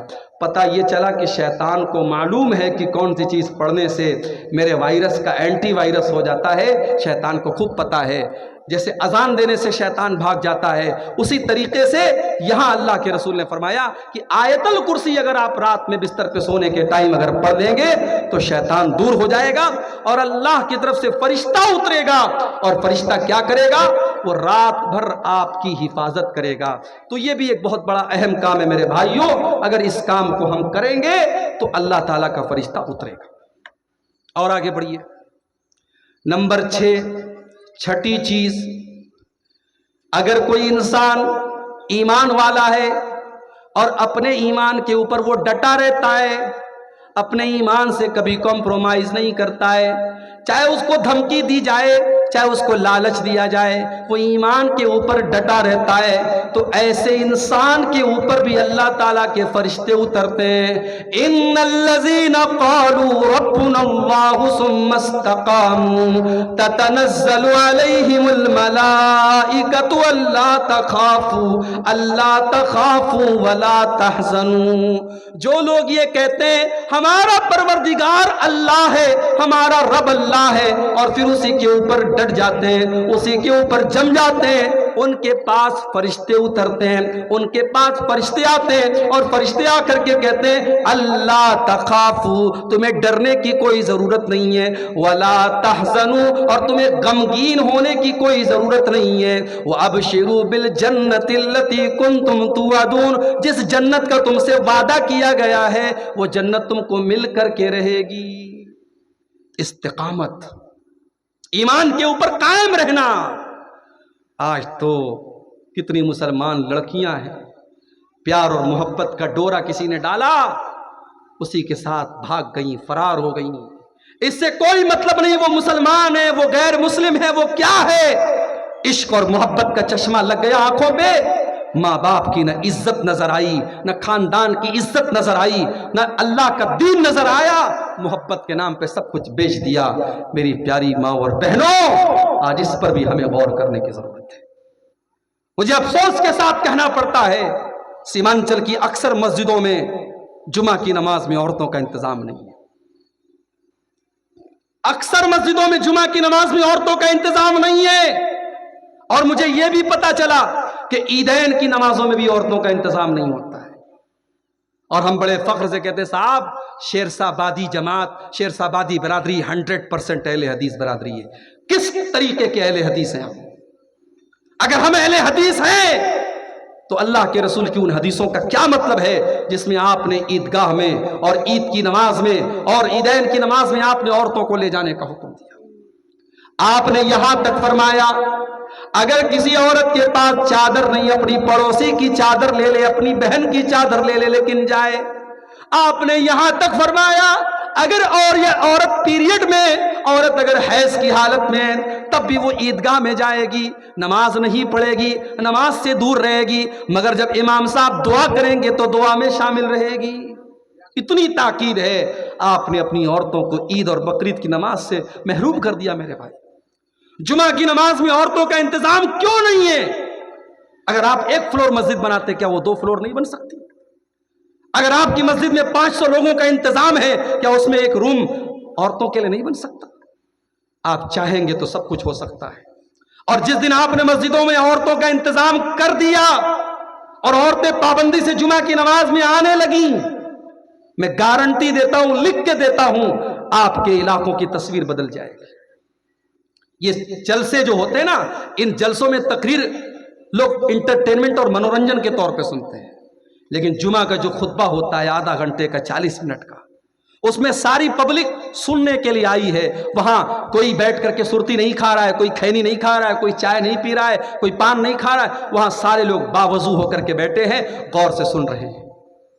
جمعہ کی نماز میں اگر آپ نے عورتوں کا انتظام رکھ دیا، سال میں 50 جمعہ کا خطبہ ہوتا ہے، 52 جمعہ کا خطبہ ہوتا ہے، آپ کے گھر کی عورتیں 52 تقریر سنیں گی، 52 تقریر سنیں گی، ان کے دین میں اضافہ ہوگا، ان کے علم میں اضافہ ہوگا۔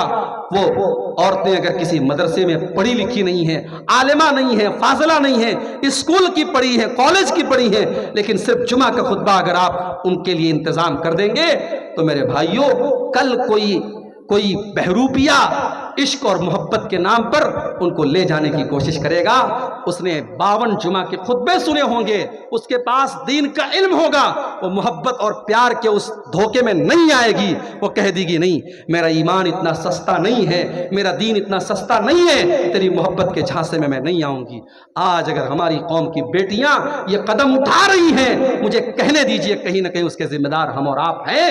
ہم نے اپنی عورتوں کو دین کی تعلیم نہیں دی ہے میرے بھائی۔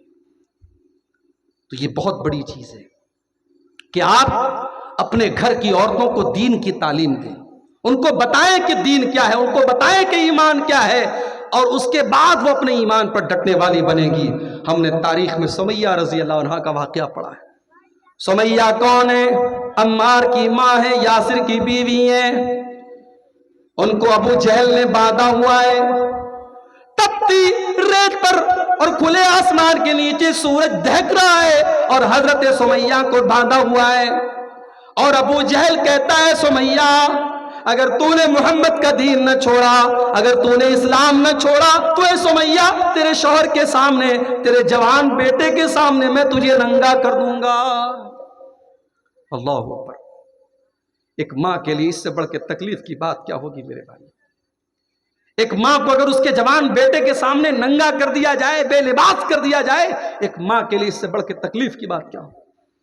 اے سمیہ تیرے ایمان کا کیا کہنا، اے سمیہ تیرے استقامت کا کیا کہنا، تو نے ابو جہل کی بات نہیں مانی، سمیہ کو ننگا کر دیا گیا، جوان بیٹے کے سامنے اس کی ماں کو ننگا کر دیا گیا، اور بڑی بے دردی سے سمیہ کو شہید کر دیا ابو جہل نے۔ او میری پیاری ماں بہنوں، سمیہ نے جان دے دی مگر ایمان نہیں دیا، سمیہ نے جان دے دی مگر توحید کا دامن نہیں چھوڑا۔ ایسے ہی لوگوں کے بارے میں اللہ کہہ رہا ہے ان الذین قالوا ربنا اللہ ثم استقاموا تتنزل علیہم الملائکہ۔ ایمان کے اوپر جو لوگ جم جاتے ہیں ان کے پاس فرشتے آتے ہیں اور فرشتے کہتے ہیں ہم تمہاری مدد کریں گے، نحن اولیاؤکم فی الحیات الدنیا وفی الآخرہ۔ اے اللہ کے بندو گھبراؤ نہیں، ہم دنیا میں بھی تمہاری مدد کریں گے اور آخرت میں بھی ہم تمہاری مدد کریں گے۔ وَلَكُمْ فِيهَا مَا تَشْتَهِي أَنفُسُكُمْ وَلَكُمْ فِيهَا مَا تَدَّعُونَ۔ اور جنت میں تم کو وہ سب ملے گا جس کی تم تمنا کرو گے، جس کی تم آرزو کرو گے۔ تو کتنی چیزیں ہو گئی؟ 6 چیزیں ہو گئی۔ نمبر 7، ساتواں ایسا عمل کہ اگر اس کو ہم کریں گے تو فرشتے اتریں گے۔ بہت ہی سمپل چیز بتا رہا ہوں۔ رمضان کے اندر ایک رات ہے، اس رات کا نام ہے قدر کی رات۔ وہ کون سی رات ہے؟ وہ رمضان کے آخری عشرے کی کوئی ایک رات ہے۔ اس رات میں اگر آپ عبادت کریں گے فرشتے اس رات میں اترتے ہیں۔ اِنَّا أَنزَلْنَاهُ فِي لَيْلَةِ الْقَدْرِ وَمَا أَدْرَاكَ مَا لَيْلَةُ الْقَدْرِ لَيْلَةُ الْقَدْرِ خَيْرٌ مِّنْ أَلْفِ شَهْرٍ۔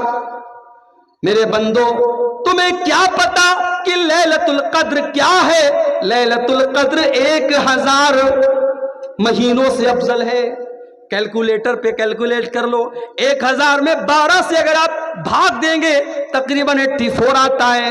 ایک رات عبادت کریں گے آپ، 84 سال کی عبادت کا ثواب آپ کو ملے گا۔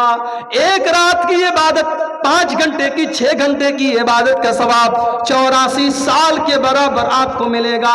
اور اللہ فرماتا ہے تنزل الملائکۃ والروح فیہا بإذن ربہم من کل امر۔ اس رات میں اللہ کے فرشتے اترتے ہیں، اس رات میں جبریل امین اترتے ہیں، جبریل اترتے ہیں اور اللہ کے فرشتے اترتے ہیں۔ تو میرے بھائیوں اس رات میں ہم اور آپ عبادت کریں۔ رمضان کا آخری عشرہ آتا تھا، حدیث کے الفاظ ہیں، اما عائشہ فرماتی ہیں اللہ کے پیارے نبی صلی اللہ علیہ وسلم اپنے گھر والوں کو بھی جگاتے تھے اور خود بھی جاگتے تھے، اور گھر والوں کو بھی رات بھر عبادت کرواتے تھے اور خود بھی عبادت کرتے تھے۔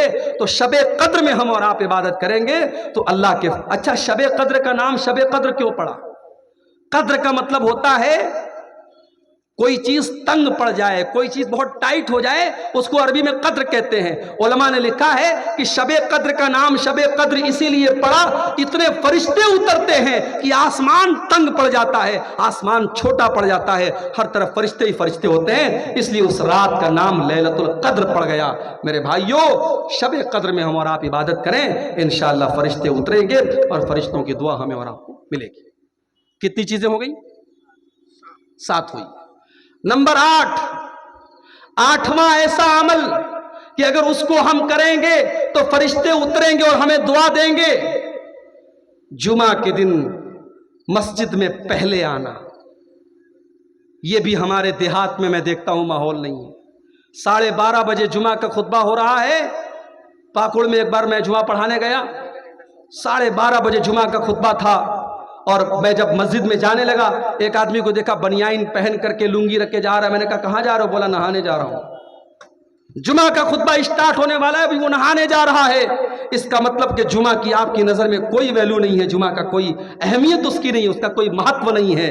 یاد رکھو میرے بھائی، اللہ کے نبی فرماتے ہیں، بخاری اور مسلم کی روایت ہے، اذا کان یوم الجمعہ وقفت الملائکۃ علی باب المسجد، جب جمعہ کا دن آتا ہے اللہ کے فرشتے مسجد کے دروازے پر کھڑے ہو جاتے ہیں اور جو جتنا پہلے آتا ہے اس کا اتنا زیادہ ثواب لکھتے ہیں، جو سب سے پہلے آتا ہے اس کو اللہ کی راہ میں اونٹ کی قربانی کا ثواب ملتا ہے، جو اس کے بعد آتا ہے اس کو گائے کی قربانی کا ثواب ملتا ہے، جو اس کے بعد آتا ہے اس کو دمبا کی قربانی کا ثواب ملتا ہے، جو اس کے بعد آتا ہے اسے اللہ کی راہ میں مرغا کی قربانی کا ثواب ملتا ہے، جو اس کے بعد آتا ہے اسے اللہ کی راہ میں انڈا دینے کا ثواب ملتا ہے۔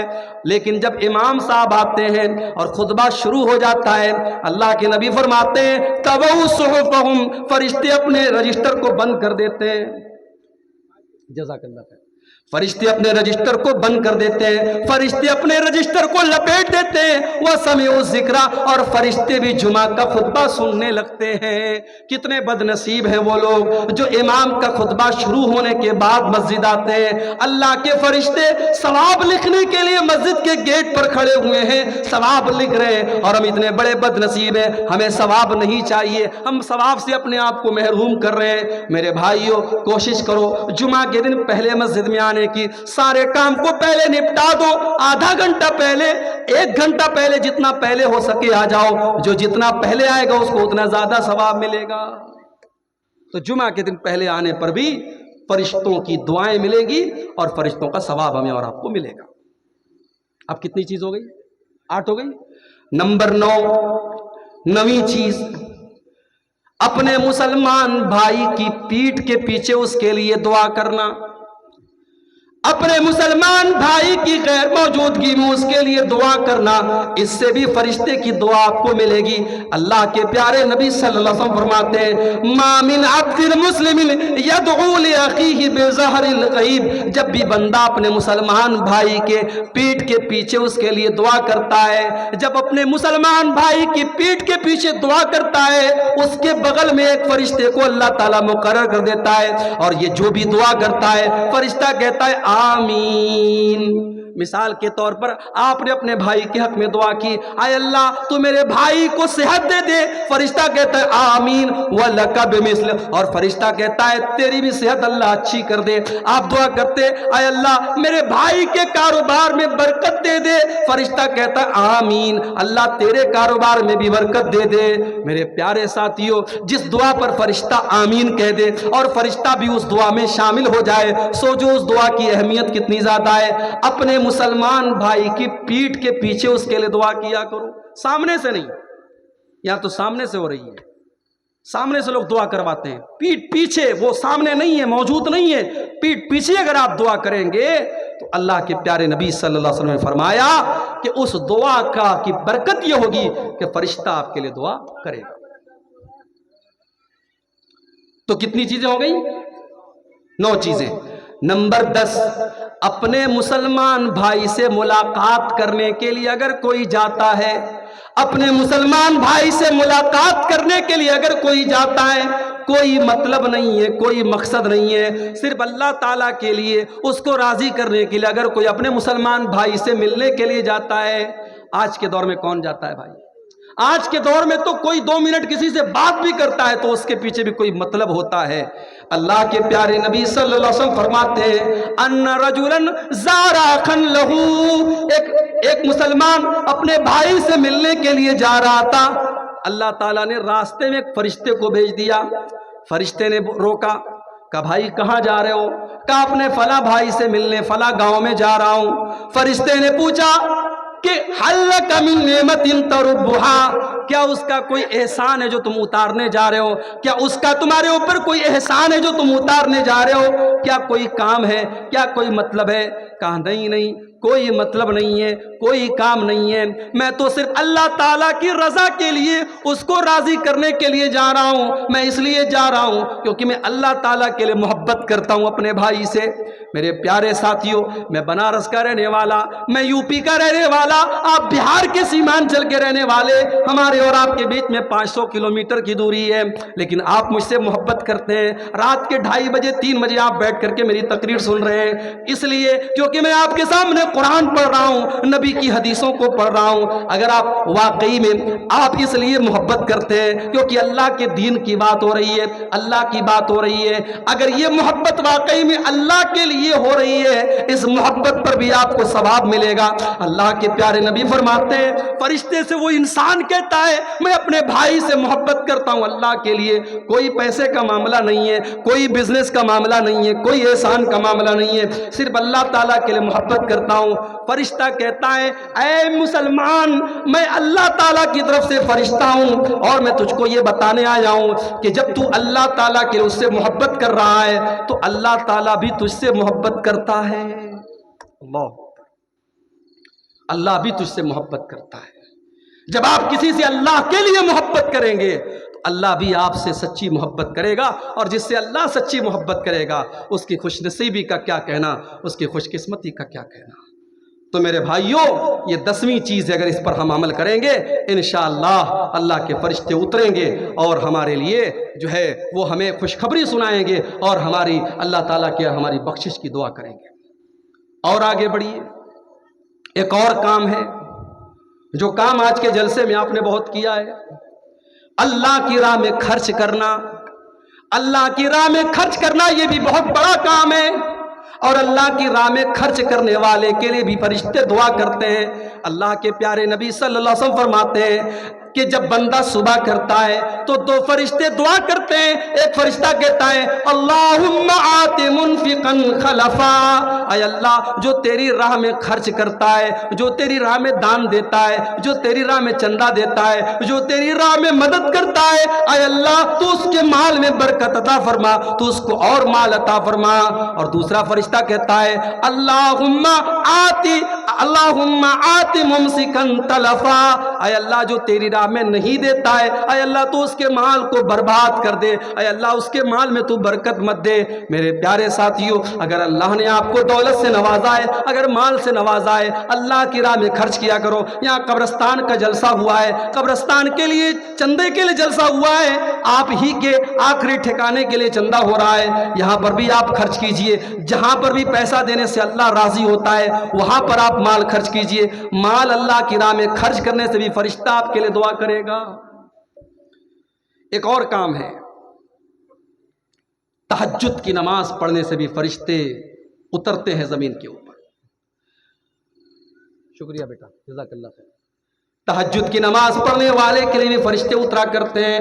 اللہ کے پیارے نبی فرماتے ہیں رات کے آخری حصے میں نماز پڑھا کرو، جب ساری دنیا بستر پہ سو رہی ہے، رات کا آخری ٹائم ہے، فجر کی نماز کا 1 گھنٹہ باقی ہے، رات کا آخری پہر ہے، وہ بڑا قبولیت کا ٹائم ہے، وہ بڑا ہی برکت والا ٹائم ہے۔ اللہ کے پیارے نبی فرماتے ہیں فَإِنَّ آخِرَ اللَّيْلِ مَشْهُودًا، وہ ٹائم ایسا ہے کہ فرشتے اترتے ہیں، وہ ٹائم ایسا ہے فرشتے اتر کر کے تم کو دعائیں دیتے ہیں، اس وقت اٹھ کر کے تم تہجد کی نماز پڑھا کرو۔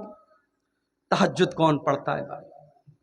یہاں تو 5 ٹائم کی نماز کے لالے پڑے ہیں، کرکٹ میچ چل رہا ہے، نوجوان اسی میں پڑا ہوا ہے، نوجوان کرکٹ میچ میں لگا ہے، نماز پر نمازیں نکل رہی ہیں اور یہ بیچارہ بیٹھ کر کے میچ دیکھ رہا ہے۔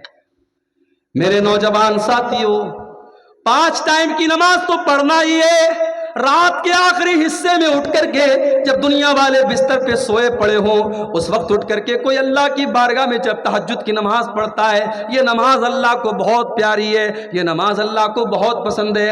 آپ جمعہ کے دن جب مسجد میں جاتے ہیں اور فجر کی نماز پڑھتے ہیں تو فجر کی نماز میں پہلی رکعت میں امام صاحب اللہ کے رسول کی سنت کے مطابق پہلی رکعت میں سورہ سجدہ پڑھتے ہیں۔ سورہ سجدہ کی یہ آیت بھی آپ سنتے ہوں گے تتجافى جنوبهم عن المضاجع يدعون ربهم خوفا وطمعا ومما رزقناهم ينفقون۔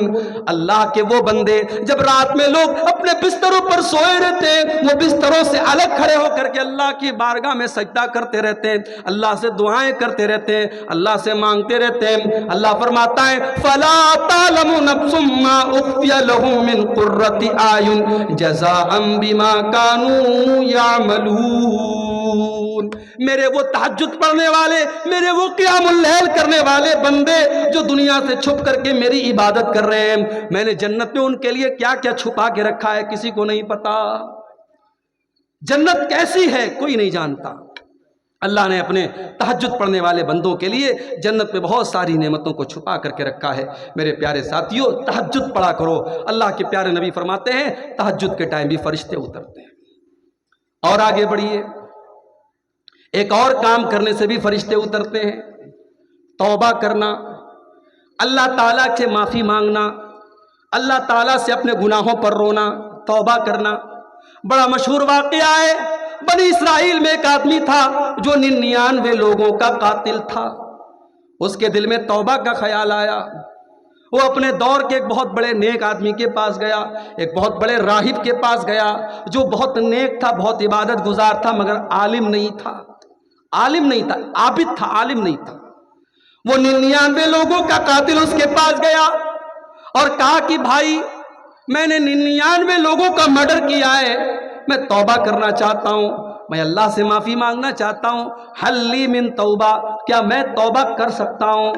اس نے کہا نہیں نہیں، اتنے بڑے ظالم 99 لوگوں کا خون تم نے بہایا، نہیں نہیں، تمہاری توبہ قبول نہیں ہو سکتی۔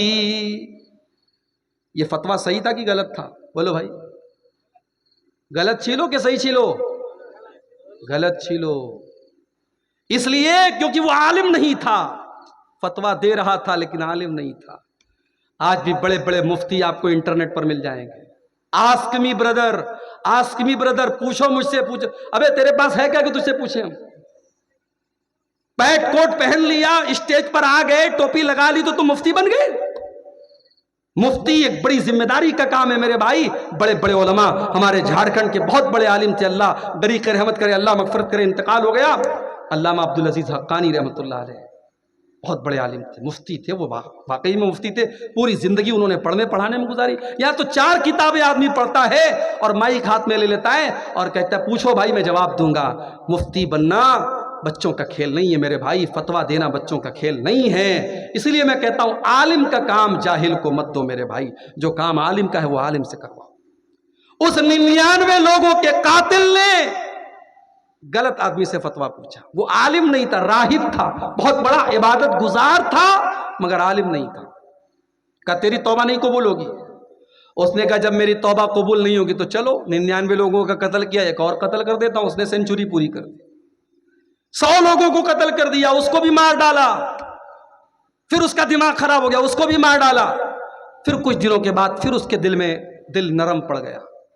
دیکھو 100 لوگوں کے قاتل کے دل میں بھی توبہ کا خیال آ رہا ہے۔ اس لیے ہمارا کوئی بھائی اگر غلط کام کر رہا ہے تو یہ نہ سوچے کہ میں توبہ کروں گا تو میری توبہ قبول ہوگی کہ نہیں، میں تو سدھر نہیں سکتا۔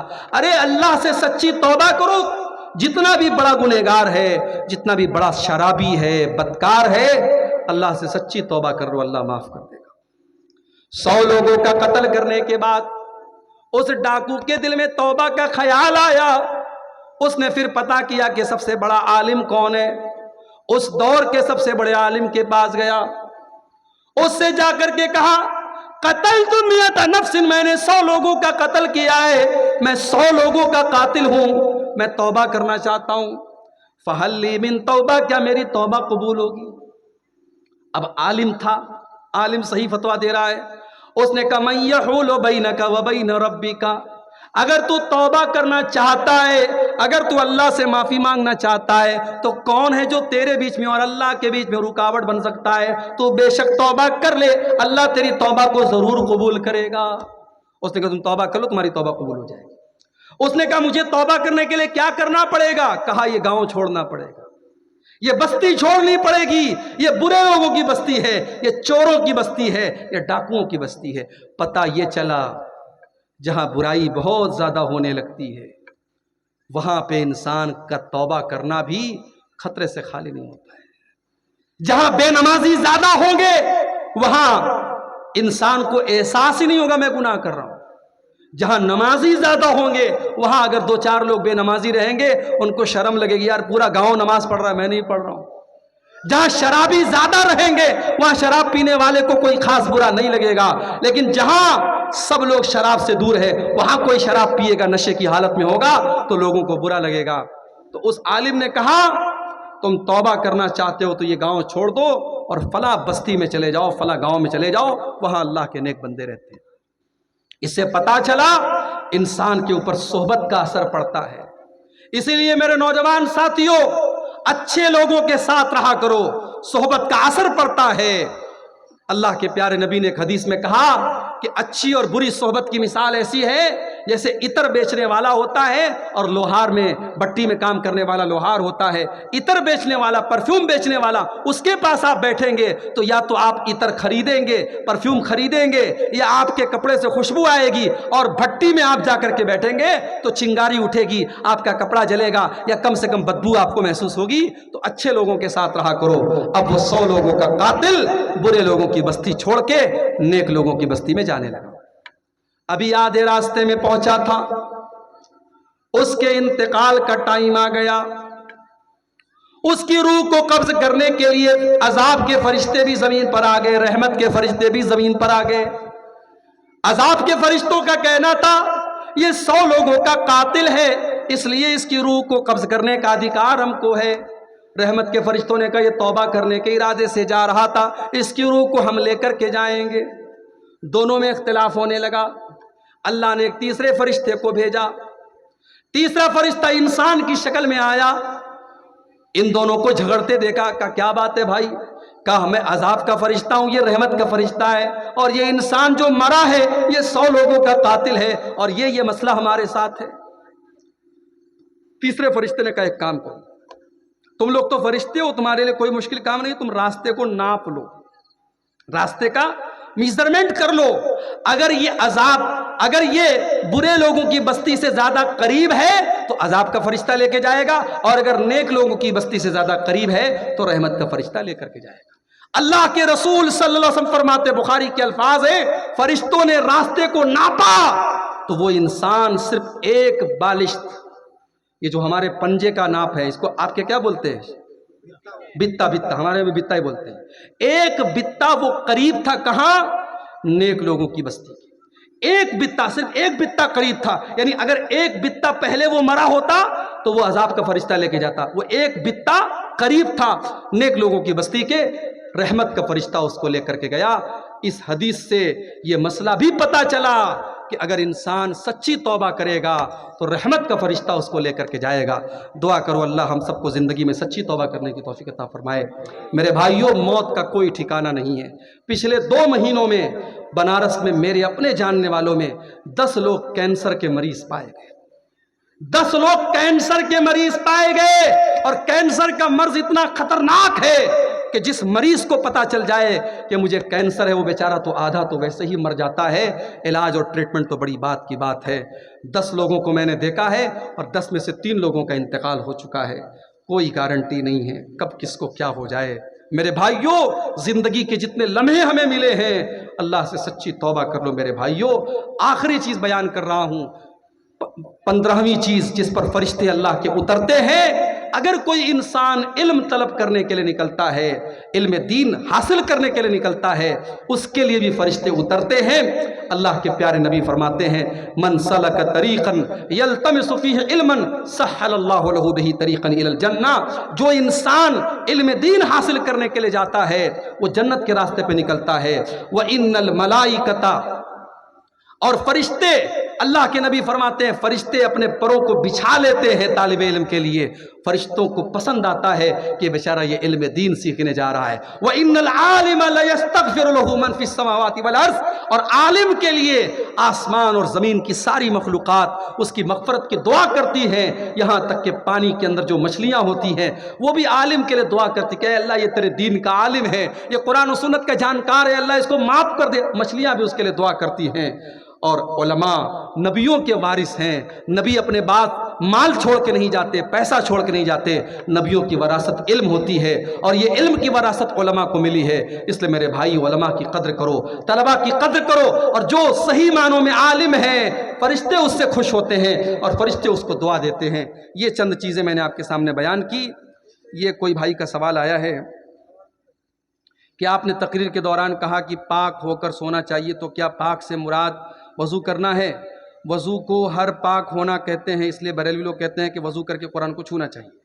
تو قرآن کو چومنا کیسا ہے؟ دلیل کے ساتھ جو سماج میں چل رہا، اگر وہ غلط ہے اور آپ اس کو غلط نہیں کہیں گے تو یہ سماج وہی کرے گا.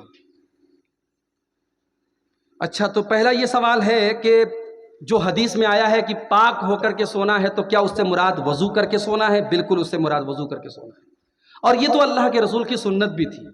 یہاں تک کہ اگر انسان جنابت کی حالت میں ہے، مان لو انسان نے بیوی سے ملاقات کی ہے اور رات میں وہ غسل نہیں کر رہا ہے، ضروری نہیں رات میں غسل کرے، کر لے تو اچھی بات ہے، فجر کے پہلے پہلے غسل کرنا ضروری ہے، رات ہی میں کرنا ضروری نہیں۔ تو اگر انسان جنابت کی حالت میں ہے تب بھی اللہ کے رسول کی سنت یہ کہ وہ وضو کر کے سوئے، حالانکہ اس وضو کا کوئی مطلب نہیں ہے، اس وضو کے ذریعے آدمی نماز نہیں پڑھ سکتا، مگر وضو کر کے سوئے۔ تو یہاں پاک سے مراد وضو کر کے ہی سونا ہے، کوشش یہی کی جائے کہ آدمی وضو کر کے سوئے۔ اچھا، قرآن کو چھونے کے لیے وضو ہونا ضروری ہے یا نہیں، اس مسئلے میں علماء کا اختلاف ہے۔ علماء کا ایک گروپ کہتا ہے کہ قرآن چھونے کے لیے باوضو ہونا ضروری ہے، اور علماء کا دوسرا گروپ کہتا ہے باوضو ہونا ضروری نہیں، پاک ہونا ضروری ہے۔ پاک کا مطلب انسان ناپاک نہ ہو، غسل اس کے اوپر واجب نہ ہو، اگر وضو نہیں ہے تب بھی چھو سکتا ہے۔ اب دونوں میں مضبوط بات کس کی ہے؟ تو مضبوط بات اسی کی ہے جو یہ کہتے ہیں کہ باوضو ہونا ضروری نہیں، افضل تو ہے اگر آپ وضو کر کے قرآن کو چھوئیں، بیسٹ ہے، بہتر ہے، لیکن اگر وضو نہیں ہے تب بھی آپ قرآن کو چھو سکتے ہیں۔ ہاں، اگر جنابت کی حالت میں ہے تو نہیں چھونا چاہیے، یعنی اگر آپ کے اوپر غسل واجب ہے تب نہیں چھوئیں گے جب تک کہ آپ پاک نہ ہو جائیں۔ اور عورت اگر حیض کی حالت میں ہے تو وہ بھی ڈائریکٹ ہاتھ نہیں لگائے گی، وہ دستانے سے یا دوپٹے وغیرہ سے چھوئے گی، ڈائریکٹ نہیں چھوئے گی۔ قرآن کو چومنے کی جہاں تک بات ہے، میرے علم میں کوئی ایسی خاص دلیل موجود نہیں کہ قرآن کو چوما جائے، لیکن بہرحال ایک احترام کے طور پہ اگر قرآن کو چوما جاتا ہے تو چوما جا سکتا ہے، اس میں کوئی حرج کی بات نہیں۔ قرآن بہرحال اللہ تعالیٰ کا کلام ہے اور ایک قابل احترام چیز ہے، تو جیسے صحابہ کرام اللہ کے نبی کا ہاتھ وغیرہ چومتے تھے، چونکہ اللہ کے نبی کا احترام کرتے تھے، تو قرآن کو بطور احترام ہم چوم سکتے ہیں، لیکن اس کو کوئی یعنی بالکل ضروری سمجھنا یہ مناسب نہیں ہے۔ ہاں ایک سوال کمیٹی کی طرف سے ہے جی قبرستان ہم لوگ بنا لیے جی 2 سال پہلے، جی اس سے پہلے کسی کو اپنے دروازے میں کسی کو کہیں دیا ہوا ہے، اگر اس کو منتقل کرنا چاہے تو کر سکتے ہیں کہ بالکل کیا جا سکتا ہے۔ بہت سارے واقعات سیرت میں ملتے ہیں کہ قبر کے اندر کسی کو دفن کیا گیا تھا تو اس قبر کو دوسری جگہ منتقل کیا گیا۔ اس کی صورت یہی ہے کہ اب مان لیجئے کہ جہاں پہ قبر ہے وہاں پہ کھدائی کر کے اس قبر کے جو بھی باقیات ہیں، جو بھی ہڈیاں وغیرہ ہیں، ان کو پورے احترام کے ساتھ کسی کپڑے وغیرہ میں رکھ کر کے، اگر پاسبل ہو تو کفن کا کپڑا لے لیجئے اور اسی کفن کے کپڑے میں رکھ کر کے اس کو احترام کے ساتھ دوسری جگہ جہاں قبرستان ہے وہاں پہ دفن کر دیجئے، بس یہی صورت ہے، اس میں اور کچھ نہیں کرنا ہے۔ ٹھیک ہے، بالکل آ سکتے ہیں، لیکن جو جگہ قبرستان کے نام پر وقف ہو وہاں ایسا نہیں کر سکتے۔ اب جیسے کسی نے اپنے مکان میں کسی کو دفن کر دیا، اب وہاں پہ بٹوارا ہوا، اب وہ جگہ کسی ایک بھائی کے حصے میں آئی، اب اس کو تکلیف ہو رہی ہے، قبر کے اوپر وہ مکان بنا نہیں سکتا، مناسب بھی نہیں ہے، تو وہاں وہ ٹرانسفر کر سکتا ہے۔ لیکن اگر کسی خاندان والے نے اپنی ایک پرسنل قبرستان بنا لی کہ ہمارے ہاں جو بھی مرے گا یہیں دفن ہوگا، تو اب وہ جگہ قبرستان ہو گئی، اب اس کو نہیں انسان منتقل کرے گا۔ ٹھیک ہے، شکریہ۔ ہمارے بہار میں 1 یا 2 مہینے کی تنخواہ روک لیا جاتا ہے، یہ کہاں تک صحیح ہے؟ کوئی دکھی مولوی ہے بیچارہ، نہیں روکنا چاہیے بھائی، بہت دکھ ہے۔ تنخواہ روکنا یہ ظاہر ہے کہ ظلم ہے۔ اللہ کے رسول کی حدیث ہے آت الاجیر اجرہ قبل ان یجف عرقہ، مزدور کی مزدوری پسینہ سوکھنے کے پہلے دے دو۔ تو بھائی 1 مہینے میں تو پسینہ سوکھ ہی جاتا ہے، اس نے 1 مہینہ پڑھا لیا ہے، کام کر لیا ہے، اس کی تنخواہ دے دینی چاہیے۔ ہاں کبھی کوئی مجبوری آ گئی اور بجٹ نہیں ہے، بہت دقت ہے، الگ بات ہے، کہیں پیسہ ہوتا ہے اور لوگ نہیں دیتے ہیں، وہ بالکل غلط ہے، ظلم ہے، ایسا نہیں کرنا چاہیے۔ اور کیا سوال ہے؟ ہمارے یہاں عید کی نماز مسجد میں ہوتی ہے اور ایک عورت خطبہ اور نماز پڑھاتی ہے، کہاں تک صحیح؟ ایک دم غلط ہے، بالکل غلط۔ کوئی دلیل نہیں ملتی کہ عورت عید کی نماز پڑھائے یا عورتوں کی جماعت الگ ہو۔ اللہ کے رسول کے دور میں، صحابہ کے دور میں عورتوں کی جو جماعت ہوتی تھی اس کو اللہ کے رسول صلی اللہ علیہ وسلم ہی پڑھاتے تھے، اور آج کے دور میں لاؤڈ اسپیکر کا انتظام ہے، مائک کا انتظام ہے، کوئی مسئلہ نہیں ہے۔ آپ میں کئی جگہوں پر میں نے دیکھا کہ عورتوں کی جماعت الگ ہو رہی ہے اور عورت پڑھا رہی ہے، یہ بالکل مناسب نہیں ہے، اس پر آپ رکاوٹ ڈالیے، یہ بالکل صحیح نہیں ہے۔ اس پر کوئی بھی عالم سے آپ فتویٰ لے لیں، بڑے ادارے سے فتویٰ لے لیں، آپ کو فتویٰ مل جائے گا۔ کیا ہمارے صحابہ کرام برکت کی دعا کرتے تھے؟ بالکل برکت کی دعا کرتے تھے، اور حضرت انس رضی اللہ تعالیٰ عنہ جب پیدا ہوئے تو ان کے حضرت انس کو ان کی ماں اللہ کے رسول کے پاس لے کے آئیں، تو اللہ کے رسول نے دعا کی تھی کہ اے اللہ ان کے مال میں اور ان کی اولاد میں برکت دے. تو حضرت انس کے مال میں اور ان کی عمر میں اور ان کی اولاد میں بڑی برکت دیتی ہے اللہ نے. تو برکت کی دعا بہرحال صحابہ کرام کرتے تھے, اس میں کوئی حرج کی بات نہیں ہے. کسی گاؤں میں جمعہ کے دن 2 اذان ہوتی ہے, کیا یہ صحیح ہے؟ اس مسئلے میں بھی علماء کا اختلاف ہے, لیکن دلیل کے اعتبار سے زیادہ صحیح بات یہی ہے کہ ایک اذان دی جائے. حضرت ابوبکر صدیق کے دور میں, اللہ کے پیارے نبی کے دور میں, حضرت عمر فاروق کے دور میں ایک ہی اذان ہوتی تھی. حضرت عثمان غنی کے دور میں جب مدینے کی آبادی بڑھ گئی تو 2 اذان ہوتی تھی. ایک اذان مارکیٹ میں ہوتی تھی ایک اونچے سے مقام پہ, جس کا نام حدیثوں میں زورہ آیا ہے. آج کے دور میں وہ کوئی ضرورت بھی نہیں ہے, لاؤڈ اسپیکر کا انتظام ہے. ایک ہی اذان ہونی چاہیے جو نبی کے دور میں ہوتی تھی, وہی زیادہ صحیح ہے. قبرستان یا مسجد یا جلسے میں کسی کافر سے چندہ لینا کیسا ہے؟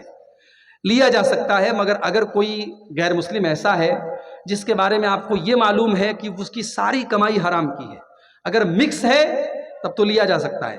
اگر ساری کمائی حرام کی ہے, کسی ناجائز چیز کا کاروبار کر رہا ہے, اس کا چندہ نہیں لے سکتے. باقی اگر حلال کاروبار ہے یا حلال و حرام مکس ہے تو لیا جا سکتا ہے. اس پر علماء کے فتوے موجود ہے. آپ دیکھیے کہ خانہ کعبہ کی جو تعمیر ہوئی تھی مکہ کے کافروں نے اپنے پیسے سے کی تھی, حالانکہ وہ ان لوگوں نے حلال پیسے سے ہی کی تھی لیکن اپنے پیسے سے کی تھی. تو اللہ کے رسول صلی اللہ علیہ وسلم جب آپ نے مکے کو فتح کر لیا تو اگر ان کے چندے سے بنا ہوا خانہ کعبہ یا مسجد حرام غلط ہوتی تو آپ ڈھا کر کے نئی مسجد بناتے, مگر آپ نے ایسا نہیں کیا. تو غیر مسلم سے بھی چندہ لیا جا سکتا ہے, کوئی حرج کی بات نہیں ہے. واللہ اعلم بالصواب. میرے بھائیوں, جی جی جی جی پہچان بنا دیا گیا ہے. بھائی دیکھیے, آپ ایک اذان کو اگر یہ سمجھتے ہیں کہ یہ جو ہے خطبہ کی اذان ہے اور دوسری اذان کو یہ سمجھتے ہیں یہ نماز کی اذان ہے, یہ بہرحال بالکل غلط ہے. اور جیسا کہ بھائی نے بتایا کہ ایک اذان ہوتی ہے تب لوگ نہانے جاتے ہیں. جمعہ کے دن آپ ارلی مارننگ جتنا جلدی ممکن ہو نہا لیجئے. کوئی جنابت کی